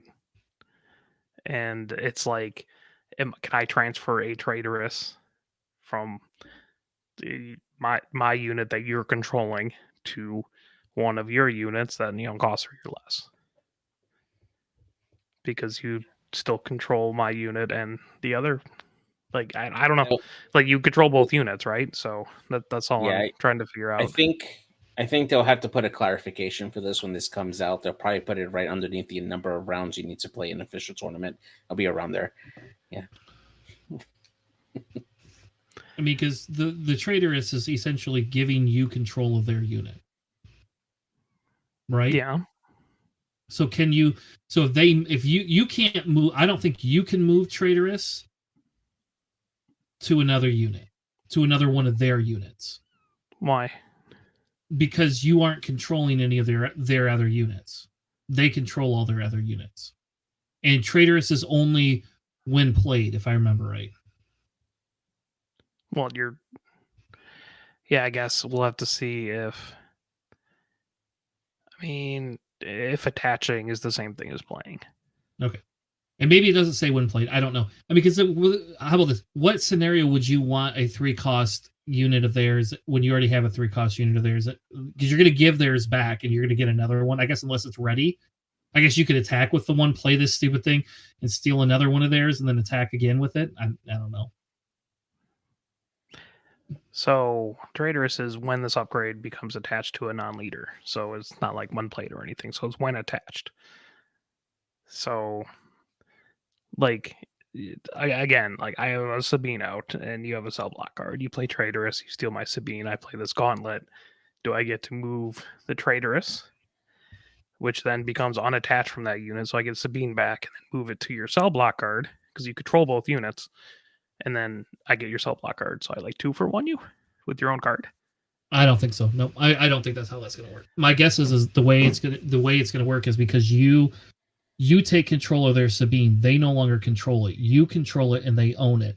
You can't switch it from their Sabine to that you already have on your side of the board to take their cell block guard too, because you aren't controlling their unit yet. It only becomes controlled once Traitorous moves. We'll have to see. That's how I would rule that if I were that FG. All right, let's move on. We've spent like 10 minutes on that one card. So, I do think this card is pretty good though. Like I don't care what anyone says. I really actually think this is a very decent card for a 5-drop. And it being rare means if I get 7 of these, I'm not getting rid of any of them until I find out what the market costs for them. Because if somebody uses it in a stupid control deck and then it becomes super expensive, I want all of them. So I'll throw on a blue deck with this. Stop, JJ. Don't give people ideas. No one wants to play Thrawn Blue, but you and me. All right, let's move on to Queel. He is a 2-drop, uncommon. He has Restore 1, and his on attack is discard a card from your deck. If it shares the same aspect with your base, return it to your hand. He's a 2/3. It feels like we have another droid that's not a droid. He's got Restore 1. I don't know. It's for a 2-drop with 2/3. It's not. I don't think it's a bad card. I think it's pretty good.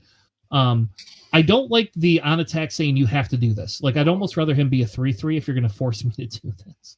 I mean, you're just drawing a free card. Like if you're playing a mono deck, this thing is silly. You're just getting free card draw. Yes, yeah, true. Which is terrifying for, like, let's say if you're playing like blue control, you play Queel at 2, you draw a free card, and he's a 2/3 with Restore. Yeah. Or well, I guess he's not a play, so when you attack with him next turn, but I think in non-mono decks it's not good. It's not as good though. I think it's okay. I don't know. I think it's an okay card. Well, in Hero, you have the ability to like stack your deck really well with R2D2, Ezra, 4 Calls I Believe in, C3PO, all that kind of stuff. Yep, that's true. It's probably not as difficult as you're thinking. All right, let's move on to some Mandalorian upgrades. Oh my god, and a bounty. Look at that. Alex, which one are you going to pick?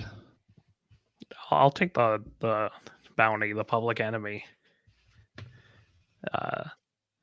So it has a 0 cost, just blue.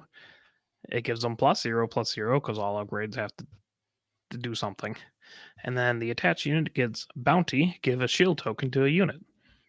So when you defeat or capture their unit, you get a shield on one of your on one of your units. I hope it's Chuck D.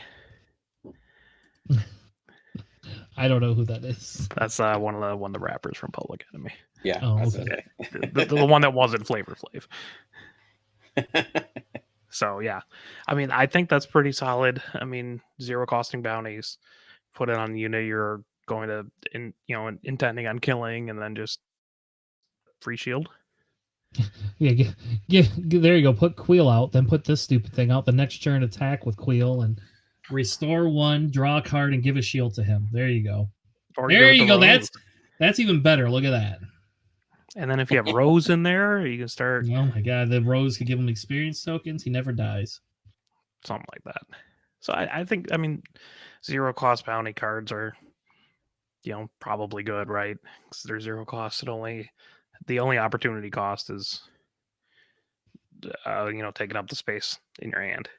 Yeah, which I think once we get through we find out how many bounties are going to be in the deck, we actually should talk about whether 50 card decks are the only way to go, or if we could build bigger ones because now we have bounties. So, JJ, what's your pick? So I'm going to go with the Mandalorian armor. I think this is going to be really great with the gauntlet that we just discussed here. So this is a 2-cost blue aspect that reads attached to a non-vehicle unit. When played, if the attached unit is a Mandalorian, give a shield token to it. This is a great way to just pass around shields with the Mandalorian gauntlet. And it's fairly cheap for 2. And it's also going to give you additional 3 health. With a single attack there. I mean, that's pretty good for an attachment on there. This is definitely going to see a lot of play with the gauntlet, I would say. Just imagine you're a Sundari Peacekeeper. Oh my gosh, yes. Who's already Mandalorian. Now you're a 2/8 with raid 2 restore 2 for 5 resources total. And a shield, and Oh, by the and a way, shield. I'm gonna then take the shield off and use Rose to give you 2 more. I mean, Merry Christmas. Yeah. The only weird thing is that it's not a Mandalorian card. Don't know why. It's their Yeah. armor, but it's not Mandalorian. yeah, exactly. It's not Mandalorian. Maybe because maybe digging for it with the Mandalorian search card was maybe too strong. Yeah. That's the only reason I can think that. Yeah, but if you have an R2D2 deck, I mean, you're pretty good. Yeah. Now, if only there was a way to give people the Mandalorian trait. I think there is. There's something called Foundling. I don't know what it is, but I know that you get +1/+1. It costs 1, and you now become a Mandalorian. So, seems pretty good to me. For 1 cost. Yep. Thank you. I'll 100% love this. What a setup and transition. Look at that. Yep. And the best You mean part I could is do this on Luke Skywalker? Yeah, sure. Yeah. The best part, though, what I want to know is when this happens, can Death Troopers come and knock the Mandalorian out? Like, there should just be a card that says, Death Troopers have come, and the Mandalorian is knocked out. You now lose Grogu to whatever, you know.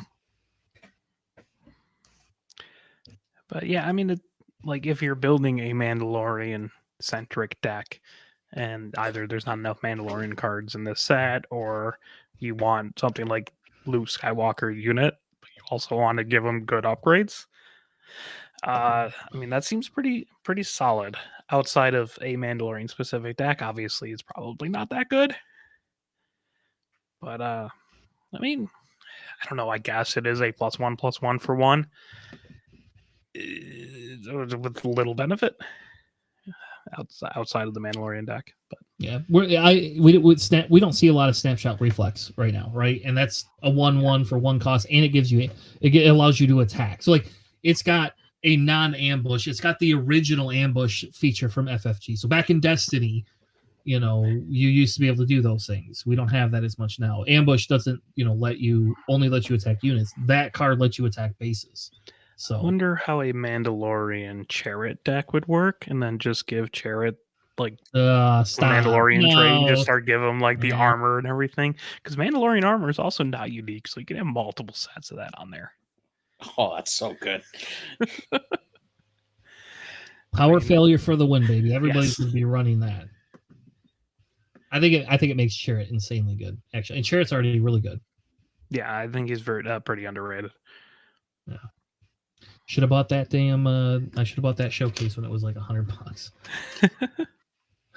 All right, so let's move on to the next set of one, and I'm going to change it up. I'm going to let JJ go first now. JJ, you get first pick. We're going to go with the Van Brace Grapple Shot. So it's an attachment here that you can put on here to a non-vehicle unit. It's 2 cost blue aspect, and it reads, attached unit gains on attack, exhaust the defender, gives you a +2 attack and +2 armor here. Thrawn Blue deck can't come here soon enough, man. I swear. Yeah, it's going to be so good. Imagine putting that on Boba Fett unit. Against something that was in last turn, so you just automatically exhaust them, and then you do the 3 damage, and then you hit them for 5. Yep. Somebody didn't think about this. Did not think very hard about this one. That's it. Whatever. I mean, yep. Let's move on. It seems pretty solid. That's a great card. And because you don't like, it would be better if it said if this was on a bounty hunter or if this was on a Mandalorian or something like that. At least like give us something for a keyword. Nope. In other words, it's anybody can have this. Yeah, +2 for 2 is. It's not like entrenched, right? Which goes at +3/+3, but it still allows you to actually swing at whatever you want. Mm-hmm. So it's nice. There's already a Boba Blue deck going around, so just wait till this comes out. And I'm going to have a Boba Blue aggro deck. Somebody's going to have a Boba Blue aggro deck. That's what's going to happen. Ugh. All right, Alex, which one do you want next? I want to take Werner Herzog. He's the client. He is a 2/5 for 3, a blue villain. He is shielded. As an action, you can exhaust him. Choose a unit. For this phase, it gains bounty, heal 5 damage from a base. This is a terrifying card. This is a stupid card too. Also, I will agree with you that I guess you can probably do the non-exhausted actions well exhausted because there was nothing in there because you don't have to pay the cost or anything. So I'll give you that. But also, look at that. A 2/5 for 3 that's shielded that gives out bounties is terrifying. So good. And he makes good movies. Like that's terrifying combo. Like in a control deck or anything, that's you just heal 5 from your base. Like that's insane. Yeah, I know. I mean, okay.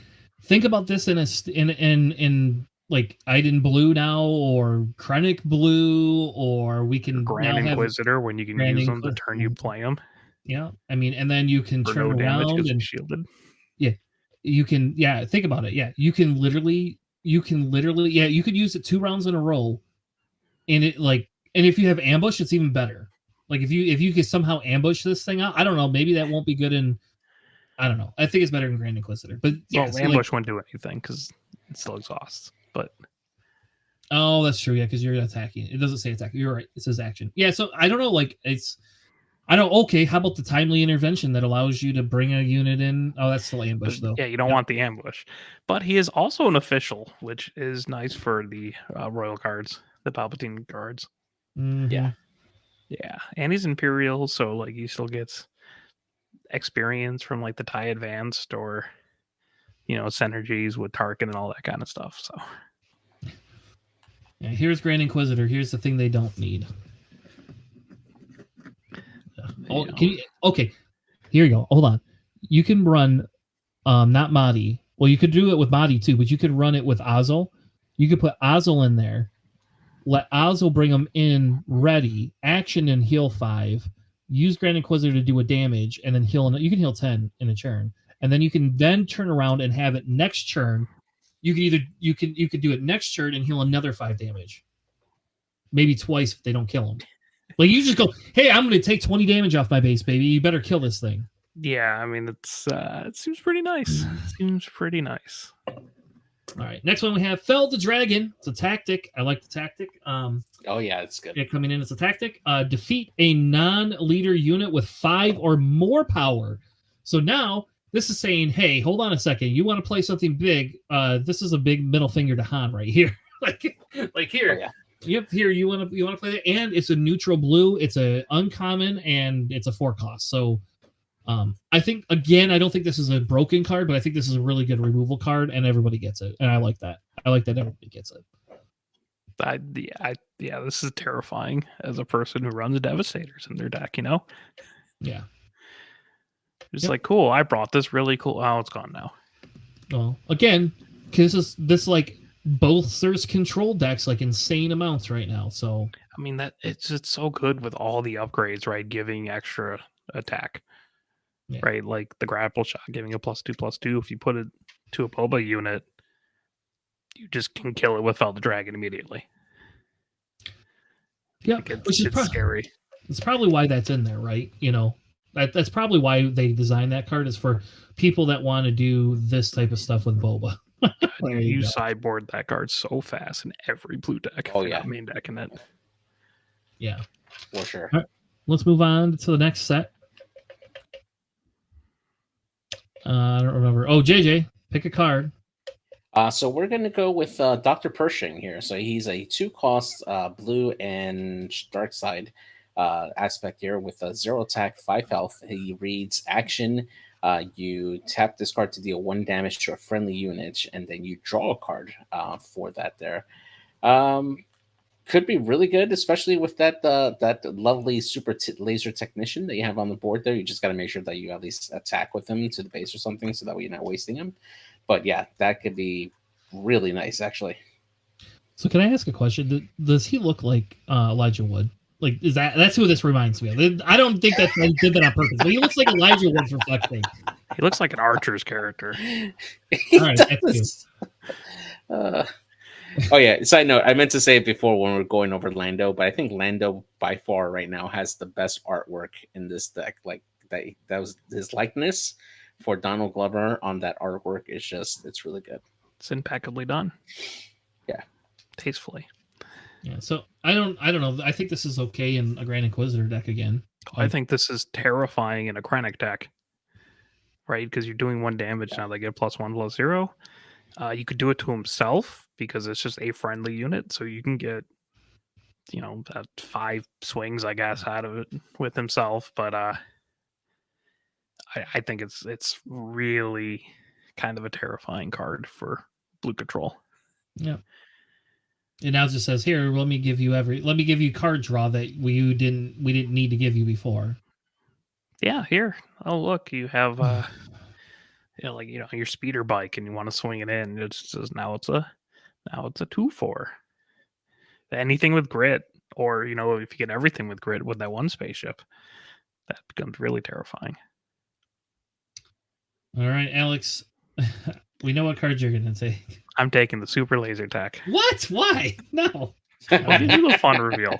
All right. You put super laser tech here. The only thing of note that it's the starter pack exclusive. So there are cards that have starter pack exclusive rarities in here.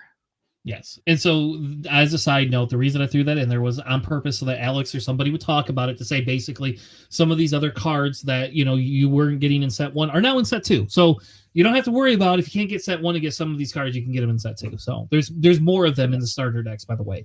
Yeah. It's not just this one. This is the only one I put in there because I don't feel the need to put a bunch of them in there.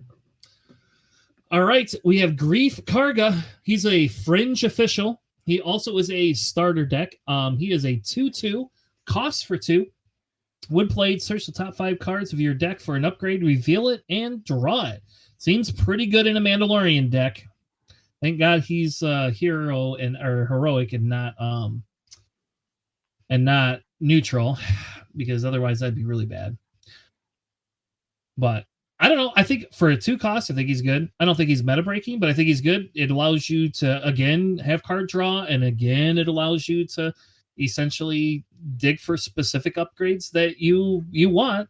It seems pretty good, especially like turn 1.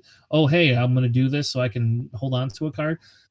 And it also, it feels like they're kind of teching against Spark of the Rebellion plays, right? Where they're making you discard or force surrender and things like that. So it allows you to do things to rebuild your hand, because they'll tell you that Boba yellow card or deck that I run, if you run Spark of Hope against it, man, if I get that turn 1 or 2, I'm not having as good of a day.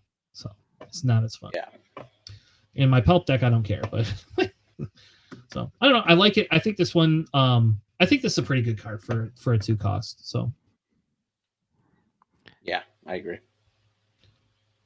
Yeah. I mean, if you have a bunch of upgrades, yeah, it's nice. All right, JJ, which one do you want? I gotta go with the ship that has not gotten a lot of love across the Star Wars IP. So this is the Curex Heavy Fighter. This is a 4-cost green aspect that comes in with 3 attack, 3 health. That comes in with Overwhelm, and on attack you may exhaust another friendly unit. If you do, this unit gets +3 attack for this attack. Really, really good. This can swing in really hard for 6 attack before you buff it with anything else there. This can essentially be the difference of taking on the base on the last shot there. This is really good. I like it a lot. It is a neutral aspect and very scary if you have Wedge in your deck. Because now it's a 4/4 with ambush, and you can exhaust something else and swing in for 7 with overwhelm just by playing it. Or if you have Wing Leader, right? If you put in Wing Leader 2 to give it +2 experience. Yeah, there's a bunch of cool stuff with this. Well, you can't Wing Leader because it's not a rebel, but if you have other ways of giving it stuff, it becomes kind of out of control. I mean, thank God we have Fell the Dragon. But that's not going to do anything. Well, it will if you start upgrading the damn thing. True. If you don't upgrade, yes. If you keep it the same way, then we're fine. But it also works with Grand Inquisitor. Mm-hmm. So you can swing in. I mean, just play it, do 2, exhaust something else, swing in for 6 overwhelm just on the turn you're playing it. Yeah, for 4 costs. Yeah, I don't know. This Yeah. seems like almost like they were very questioning. They were like, if you watch some of the things they were talking about, what's the unit that people are using ambush with in the Sabine Steadfast deck? Battalion. Yeah, there you go. And they were like, we didn't know that would take off. And I was like, I don't know how you didn't know that. Like, this feels like another card that, I could just ambush this stupid thing in with an ECL base, right? I mean, Yeah, and then just one they, shot of fire spray. Yep, and it's a 4 drop, so I still have extra resource. I don't know. Thank God, at least it doesn't reduce. Oh, I don't know. Maybe we should have a Jin yellow deck or a Jin green deck. There you go. Jin will action it out. ECL the stupid. I don't know. Oh man, I've made it yeah. For a green Jin, it was okay. Anyway, I think this is a very good card. And again, we keep saying that these are very good cards. So either they've overpowered this set again, like this set is overpowered, which is just going to be the new norm, I think, or we are very inconsequential in how we're evaluating things. But I do think this is a good card, though. Yeah. All right, Alex. I'll take the Remnant Reserves. Why not? It's a 4-cost event, green black. Search the top 5 cards of your deck for up to 3 units, reveal them, and draw them. I mean, you're drawing 3 units for 4, which seems okay, but it's probably like, I don't know, like generally those kinds of cards haven't been very good in this set. It might just be like the set, it might just be like the tempo's really high here. I'm not sure. I mean, like 3 units is really nice, and things that maybe reference like hand size, if that ever becomes a thing, that'd be pretty nice. It's a good way to get rid of. I don't know. It's okay. It seems okay. We'll see how it is. It seems pretty good in like draft or sealed. Yeah, that's where I would see it, because it allows you to, where you have inconsistent decks, allows you to do more. A lot of times you have more units than anything else. So I don't know. I don't think it's super amazing either, though. So like, we'll see. You then have the last one is Outland TIE Vanguard. It is a green TIE fighter, basically. That is a 2-for-1. It's a common. When played, give an experience token to another unit that costs 3 or less. All right, seems pretty good. Basically, it's a TIE fighter that costs 1 more, but you're going to give somebody another experience token. So I am happy better. It says another unit, though, because if it just said a unit, you just be like, oh, I'm just going to play it, and it's like that other card. Now it's a 3/2 for 2 costs, which is just really good, you know. More bait for my traitorous. I'll take it.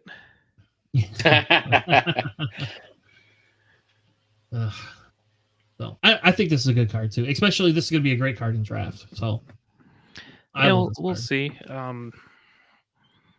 mean, I could see it in like maybe like a Tarkin deck that's really trying to hit all the experience it can and swinging big or something. Royal Guards, right, and the cell block guard, and yep. The other one actually that'd be really good with the one they revealed. Why am I blanking on the name? The Phase 3 Dark Trooper. Yeah, because that costs way less. So yeah, that one that's a great card to have that one on. So wait, hold on. Do we have? Oh, we have the Kyrix. Thank God the Kyrix fighter is a 4 cost, because I just looked at that and I was like, oh shit! Can you just give the Kyrix fighter that? No, okay. I would have been all over that, dude. Hell yeah. All right, JJ. What's the next one you want? I know what one you're going to take. Actually, no. This one I'm going to do Outflank. So this is a 1-cost tactic card, and it allows you to attack with 2 units at one time. This actually, I think, would go really well in an aggro deck, especially if you set up a lot of units already and you have the first initiative. This will definitely allow you to go in really, really quick, especially if you have units that have like Overwhelm, for instance. you can really, really push in the damage really fast on the first attack before your opponent can really react to it. You could potentially take out some really good units that they may have played right before the end of the previous round there.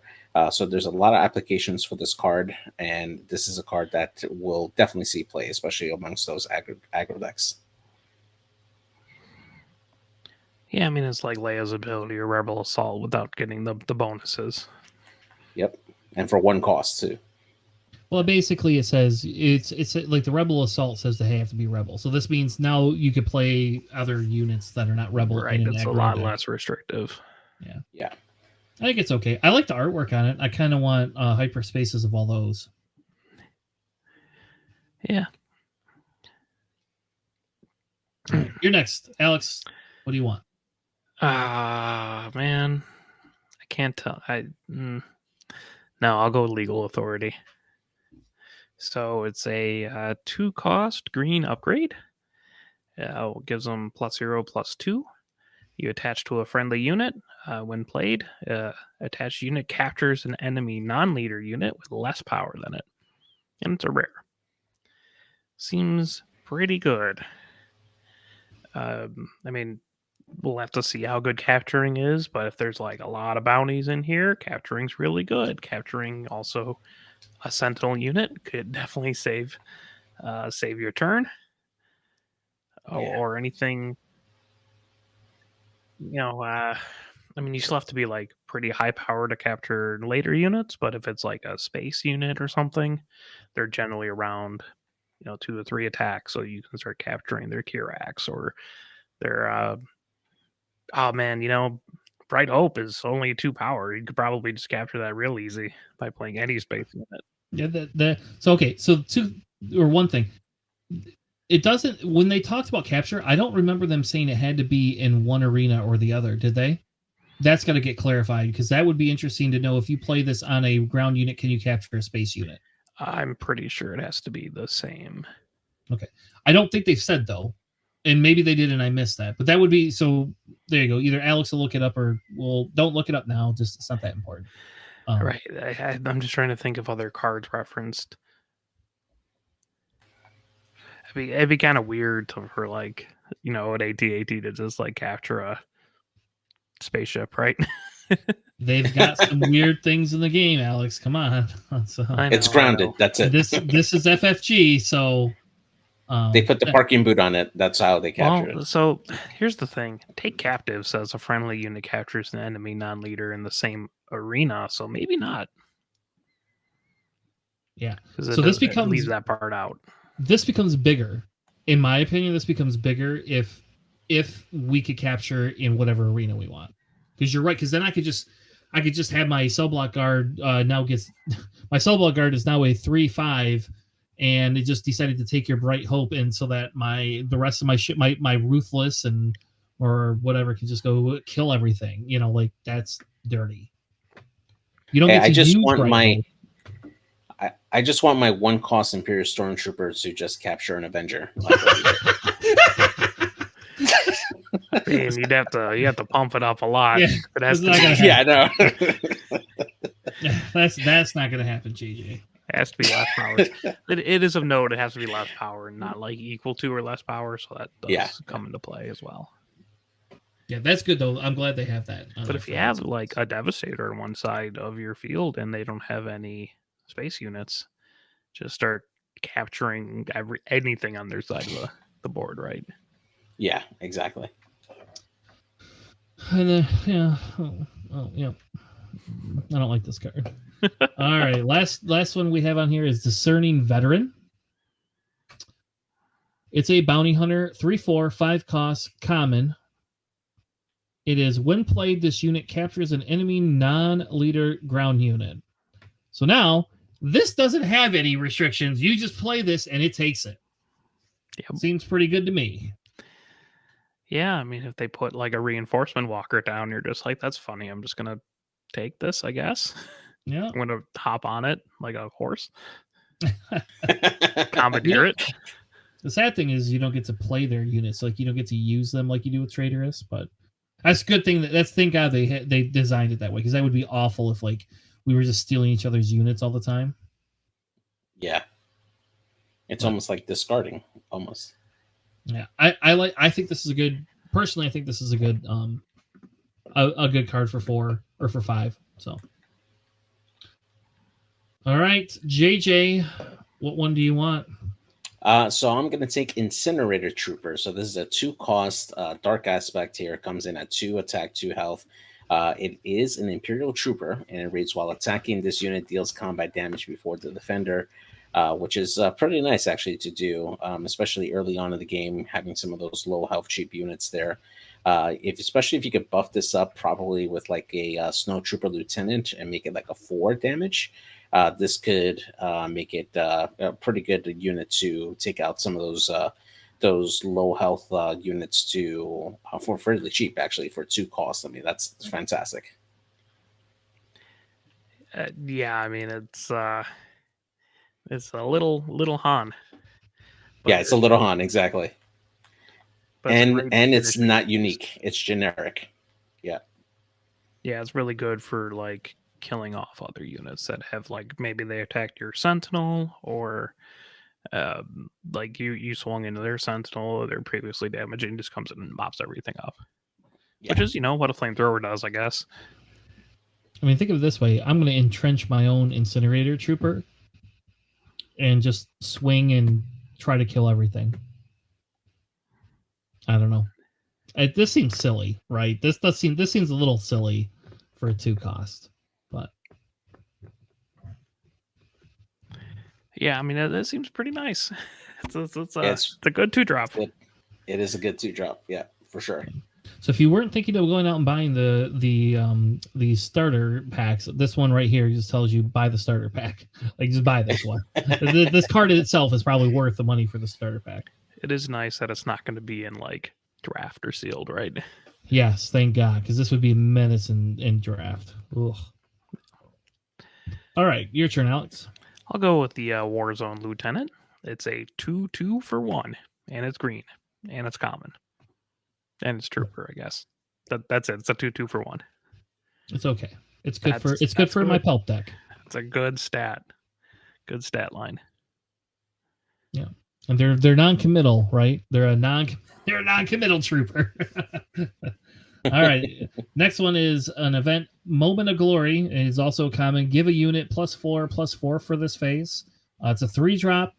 The artwork is insanely terrible. I don't care what anyone. I do not like this artwork at all. I think this card should just be banished from the game. And I have a bad feeling that we're going to get some special card for this stupid thing. Moment of Glory. I think overall, I think this is an okay card. But really, I mean, I don't know. Like, I don't know. I guess it's okay in like an aggro deck. It would be. I don't know. This would probably be good on K2SO, right? I'm gonna swing into something, kill it, get overwhelmed, remove that at the end of the phase, and then, oh, by the way, my K2SO is dead and does 3 more damage to you. I think in unique situations it's good, but other than that, I don't know. We have these other cards for 3 costs that do these things, and they don't get play right now. So let's say you have a phase 3 Dark Trooper that anytime it deals combat damage is dealt to him. If he lives through it, he gets an experience token, and now you just made him a 7/7 with Sentinel. And then every time you swing into him, he just gets stronger. Like, I think just attaching this to like a Sentinel unit should be pretty decent. Very niche. And again, yeah, as you mentioned, we have like tactical advantage, right? They give someone +2/+2 and attack pattern delta.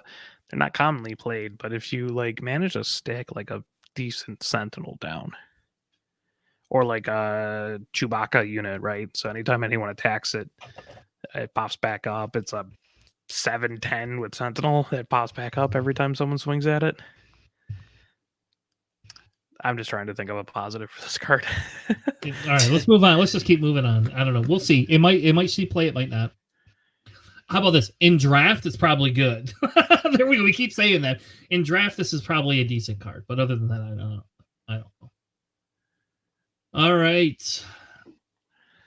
Alex, we're back to you. We're going to switch it back up again. You get to pick first. Oh, let's go. Well, I know what JJ wants. I'll go with Protector of the Throne. It's a 2/4 for 3. Just a basic white card. It's a Mandalorian, and when it's upgraded, it gains Sentinel. And there's a fair amount of upgrades in this set, so including bounties. If you give this a bounty, it now has Sentinel, which is funny to me. Well, that's good though, Well, right? if you get Because it the non-Werner Herzog bounty, right? Because that's not an upgrade. But yeah, that's what I'm saying. Like, so that's probably good though, right? Because that means you don't bounty that stupid thing. Right. You don't want to because it just becomes a Sentinel then. You're like, oh. But it is a Mandalorian, so you can give it Mandalorian armor, and then it becomes a 3/7 Sentinel with a shield unit. So it seems like it can get out of control if you like. It seems good in a Mandalorian deck with all those Mandalorian upgrades. I mean, you can swing in with it, give it Metal Ceremony. Right now, it's a 3/5 with Sentinel for just having the card. So, I mean, it's a solid 3-drop, I think, if you have a lot of upgrades, and it works well with like Grief Karga and all that. So we're gonna give JJ. Yep. Yeah. You can have the. We know you like this one. Yeah, so this is a 3-cost Mandalorian warrior that comes in with 3 attack and 3 health. This one reads, when played, you may give an experience unit to another Mandalorian unit. I mean, there you go. Let's do work together. Yeah, exactly. And what's again, you can have several copies of this particular card there tier. I mean, they've really enabled all Mandalorian deck here to be like really, really viable there. Especially when you start playing like mixing it in with like Sabine, for instance. Man, like this is gonna wreck some decks, man. It's gonna be good. And it's a neutral card, so it can go in anything. It goes in anything. Yep. So you can play it in Villain Mando, which I hope we get a Villain Mando leader. But so okay, I'm gonna ask a dumb question. I know I keep doing this, but like, so JJ, I know JJ watches anime. I don't know if you watch anime at all, Alex. So JJ, you know the My Hero Academia? Yes. You know the guy that has the belt that shoots the lasers out of his belt, like beams. That's what this looks like. Yeah. That's what this looks like. It looks like that. It looks like just some sparkly beam coming out of it. The artwork is horrible on this. This is awful. I hate this artwork. Yes, exactly. Yeah. It's like, whoosh, here, let me give you rainbows and sunshines. Which is what you'll probably feel when the stupid thing gives the experience token to the protector, and now you no longer can kill it. All right. Let's keep moving. So we have we have some more. We have 2 new bases. Their Remnant Science Facility, which I actually think that's kind of cool. I'm more excited for the Remote Village, but they're just 30 cost bases. Whatever. I don't. Yeah, they did say they're not doing any rare bases in this set. Yeah. So they're just blue 30 health bases. So cool. They look cool. So we're gonna move on. I get the spoiler. No one else does, and we're gonna do this. So we did this in X-Wing when you used to play Hondo in X-Wing, and you would use Hondo. So Hondo's ability was when you had him as a crew upgrade, right? You would be able to. He could coordinate and jam somebody else. So that was like his thing. Like he would coordinate a friendly and then jam a friendly, or coordinate a enemy ship and jam an enemy ship, right? And I know most of you probably don't know any of that unless you're listening to us from X-Wing. But we used to yell Hondo every time you would Hondo. So you would be playing, you'd be like, I got a Hondo. And you'd be like, Hondo! So I'm telling you right now, I will 100% take a Hondo deck to a large tournament and just yell Hondo every time I use Hondo's ability. I do not care if I get kicked out. Like, that is a goal of mine for the next 4 months. I am a beyond ecstatic about this guy. Like, I love Hondo. Hondo was literally my favorite character in the Clone Wars. In the Clone Wars, right? And in Rebels. And what I really want is I want him to traitorous an Ezra Bridger, and I want a damn card, or I want something that says you can keep him for the rest of the game and he never dies. Like, that's what I want. I want an Ezra Bridger that I can have. But so I guess let's talk about the actual Hondo. He's a common and he's a leader. He is a 6. He's basically comes out on 6 resources. He is a 3/7 but he has raid. His non-unit action is, which is not even an action, when you play a card using smuggle, you may exhaust the leader, and if you do, give an experience token to a unit.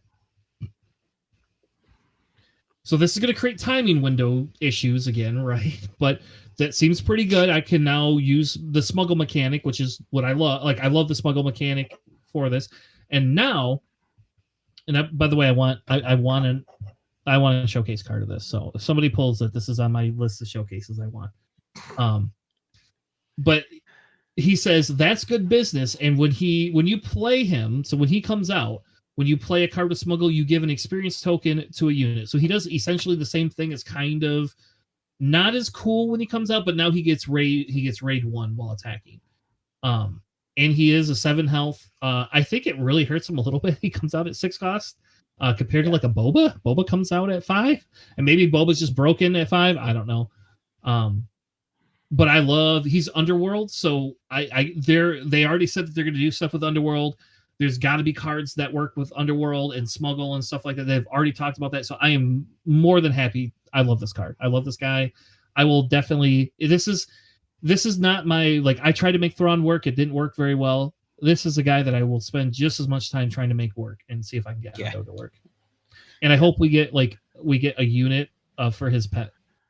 I want a little unit that goes along with him too. I don't know. I guess I'm the only excited one about this.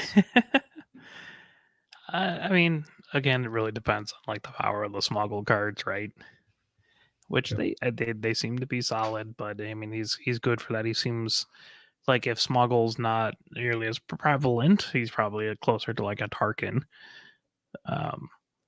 But if there's a lot of like good quality smuggle cards, I mean, free experience is always nice. Yeah, it's just, man, he's paying a lot, right? Because those smuggle cards cost extra. Yeah, so we'll see, how strong he is. Yeah, I think he also bodes well if we get smuggle cards for a dual green, like a mono green deck as well, because you can get a little bit heavier ramp in there. But I agree with you. We'll see what the smuggled stuff does. I'm excited for Hondo though. All right, I don't remember anymore. I was so excited by that last card. I don't remember who's supposed to go first anymore. I'll go next. So yeah, go JJ. Yeah. So the next one we got here is going to be, I'm going to pick Zori Bliss. So she's a 5-cost yellow aspect with hero. She comes in with the Underworld title there, and she has 4 attack, 7 health, and she reads, upon attack, draw a card. At the start of the regroup phase, discard a card from your hand, and you can smuggle her in there. A little bit of a mill ability. Not sure if she's really going to be really effective coming in at a 5. You typically want to, I mean, of course you can smuggle her, right? And, probably use Lando to get her in at 3. But at the same time, you probably want that mill ability earlier so you can get what you need faster. But I mean, it has potential, especially if they're going to start expanding out Underworld to include a lot more different options or bonuses for Underworld. She could have the potential to be really, really good. I think the key here, JJ, is because it's on attack. So if you don't remove her from the board, you're drawing that card. So if you have all your resources that you get to play, that you haven't played yet, and you just attack with her first, you're now drawing a card and giving yourself a bigger hand to actually do something with. I do agree getting rid of the card sucks, but yeah, I mean, the start, you don't draw 2 until like the end of the regroup phase. So if you have no cards left in hand, if you played your whole cards, you don't discard anything. Yep. So like if you just play all your cards, you don't lose out on anything. Like you just draw for free. That's fair. I think for 5 costs, I think she's pretty. She got 7 health on her, so yeah, she's not going to be something that you could just murder pretty easily. I am sad I can't have her in the Hondo deck though.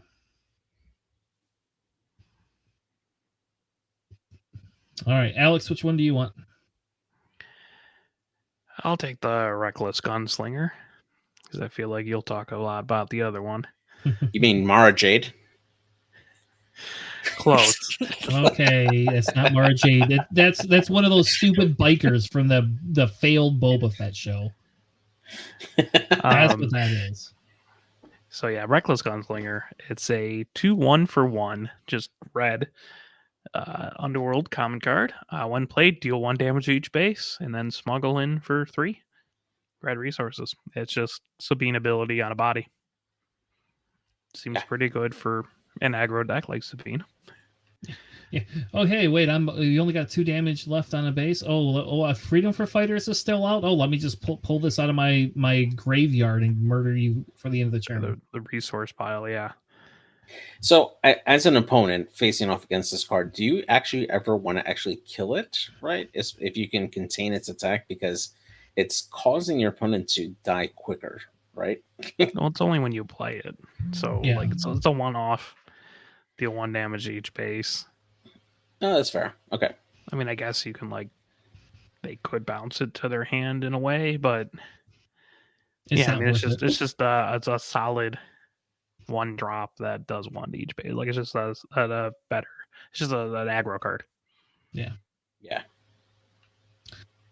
Next one is Scanning Officer. When play, I'm sorry. It is a uncommon.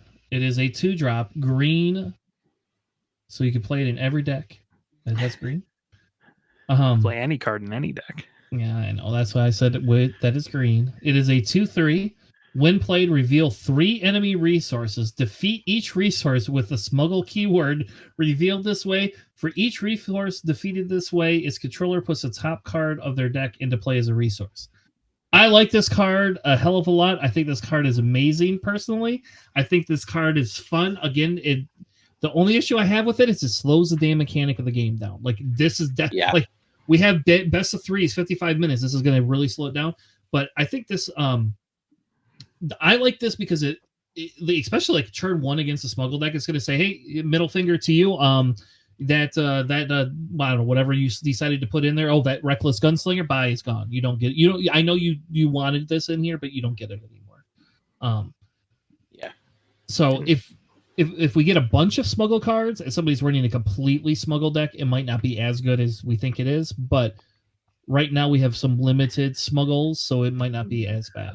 I mean, anytime you put anything into play, it comes in exhausted. So if you knock out 3 of their smuggle cards, they get 3 exhausted resources off the top of their deck. Oh, that's right. Yeah. Yeah. So yeah. So this is even better now. It can really hinder them. Yeah. If you manage to choose the right cards, and if they're put their smuggle cards down. Yeah. Can I also note that this is a official? Yeah. Like, this nice. To me, this feels like an included in a pelt deck right here. Like, yeah, like, yeah, if not a sideboard, like, it's a really, really good sideboard card. Yeah. Yeah. And, so if smuggle doesn't become a thing and nobody runs smuggle decks, then whatever. Then we just toss this one in the trash and move on. But if not, this card definitely has legs. So yeah, I'm happy there's counterplay in this game. Yeah. Yes, thank God. Yep. So I'll go first just because I'm gonna take the Grogu one because we're not gonna talk about it. By the way, here's the Grogu event exclusive. Little cute baby has a proper amount of fingers this time. So is that a thing? Yeah. The other one looks like it does not. So it's a really cool card. If you're going to Gen Con and you would like to get me some, I will happily. I don't want to pay $100 for a stupid Grogu, but I would happily take a playset of these. I don't know. We'll see. So anyway, there we go. I'm just gonna do that one because there's nothing special about it. It's just It was a cool looking card. So I'll take a Warbird Stowaway. It is a 2/3 for 3. It's a green-black round unit, common. Underworld. Well, you have the initiative. This unit gets +2/+0. And then you can smuggle it in for 4. Which is actually like, normally when you smuggle things in, it's like 2 extra cost. That's not too bad to smuggle in for only 1 extra. Yeah. Yeah. It is okay. I think it's good in a Hondo deck, but that's probably about it. I guess it's okay. It's a 4/3 if you have initiative, and depending on what decks you're going against, you're more likely to have initiative than others, right? Like, because Luke and Sabine generally don't get the initiative because they're shielding or doing the extra base damage. So you can make them think twice before they do whatever with their deck.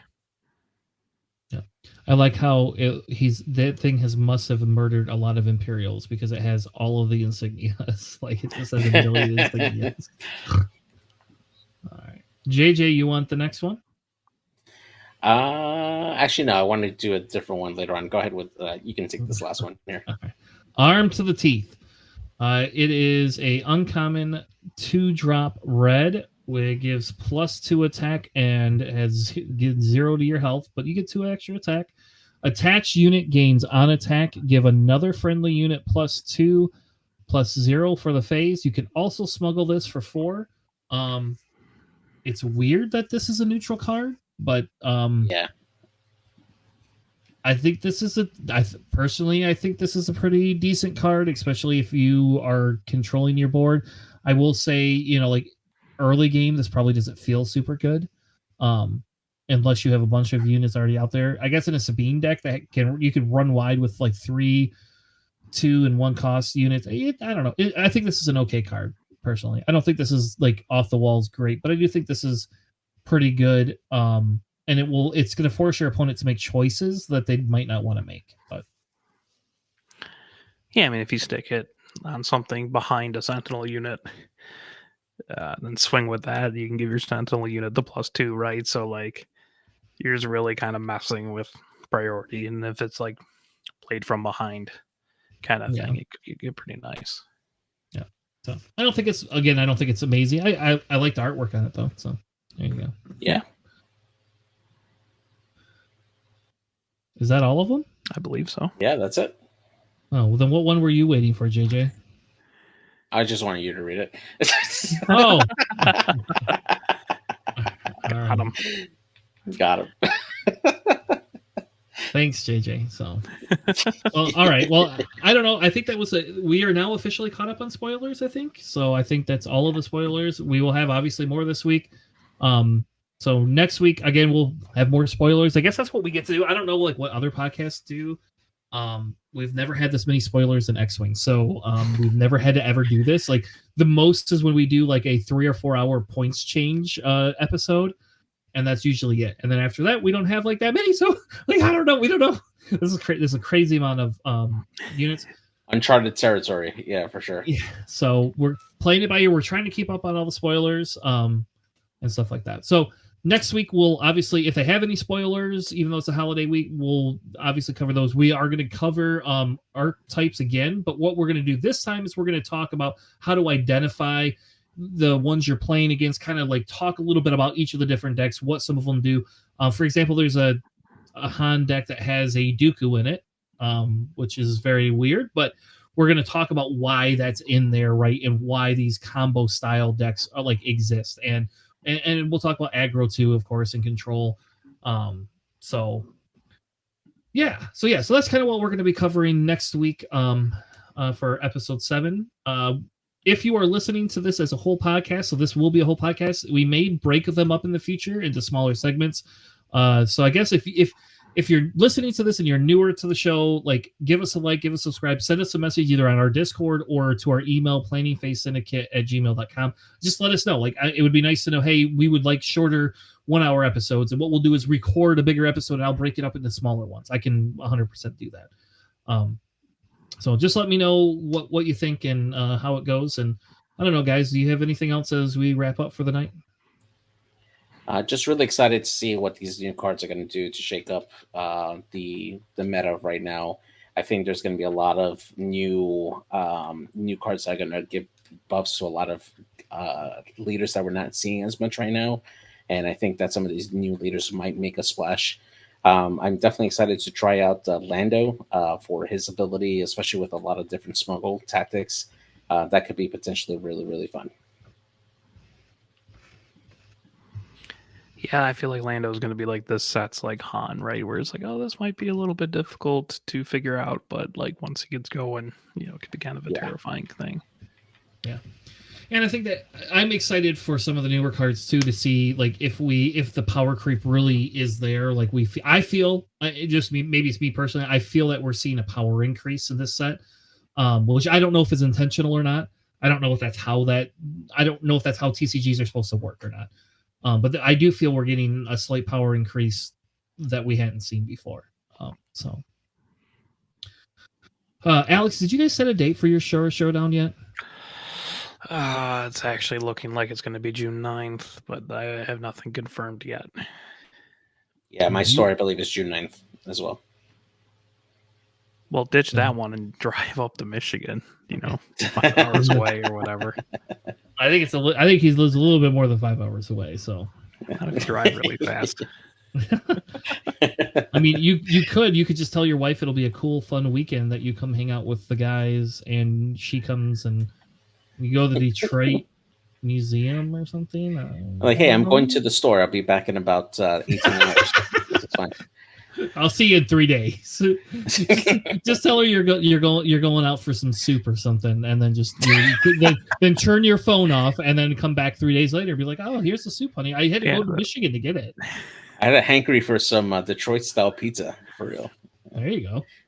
As long as you bring enough back that you don't eat it all on the way back. Yeah, right. All right. So anyway, thank you all so much for joining us. We will be back next week with another amazing episode of Planning Phase Syndicate. Have a good night, and we'll see you on the Flippity Flop. Have a good night, everybody. Thanks for listening.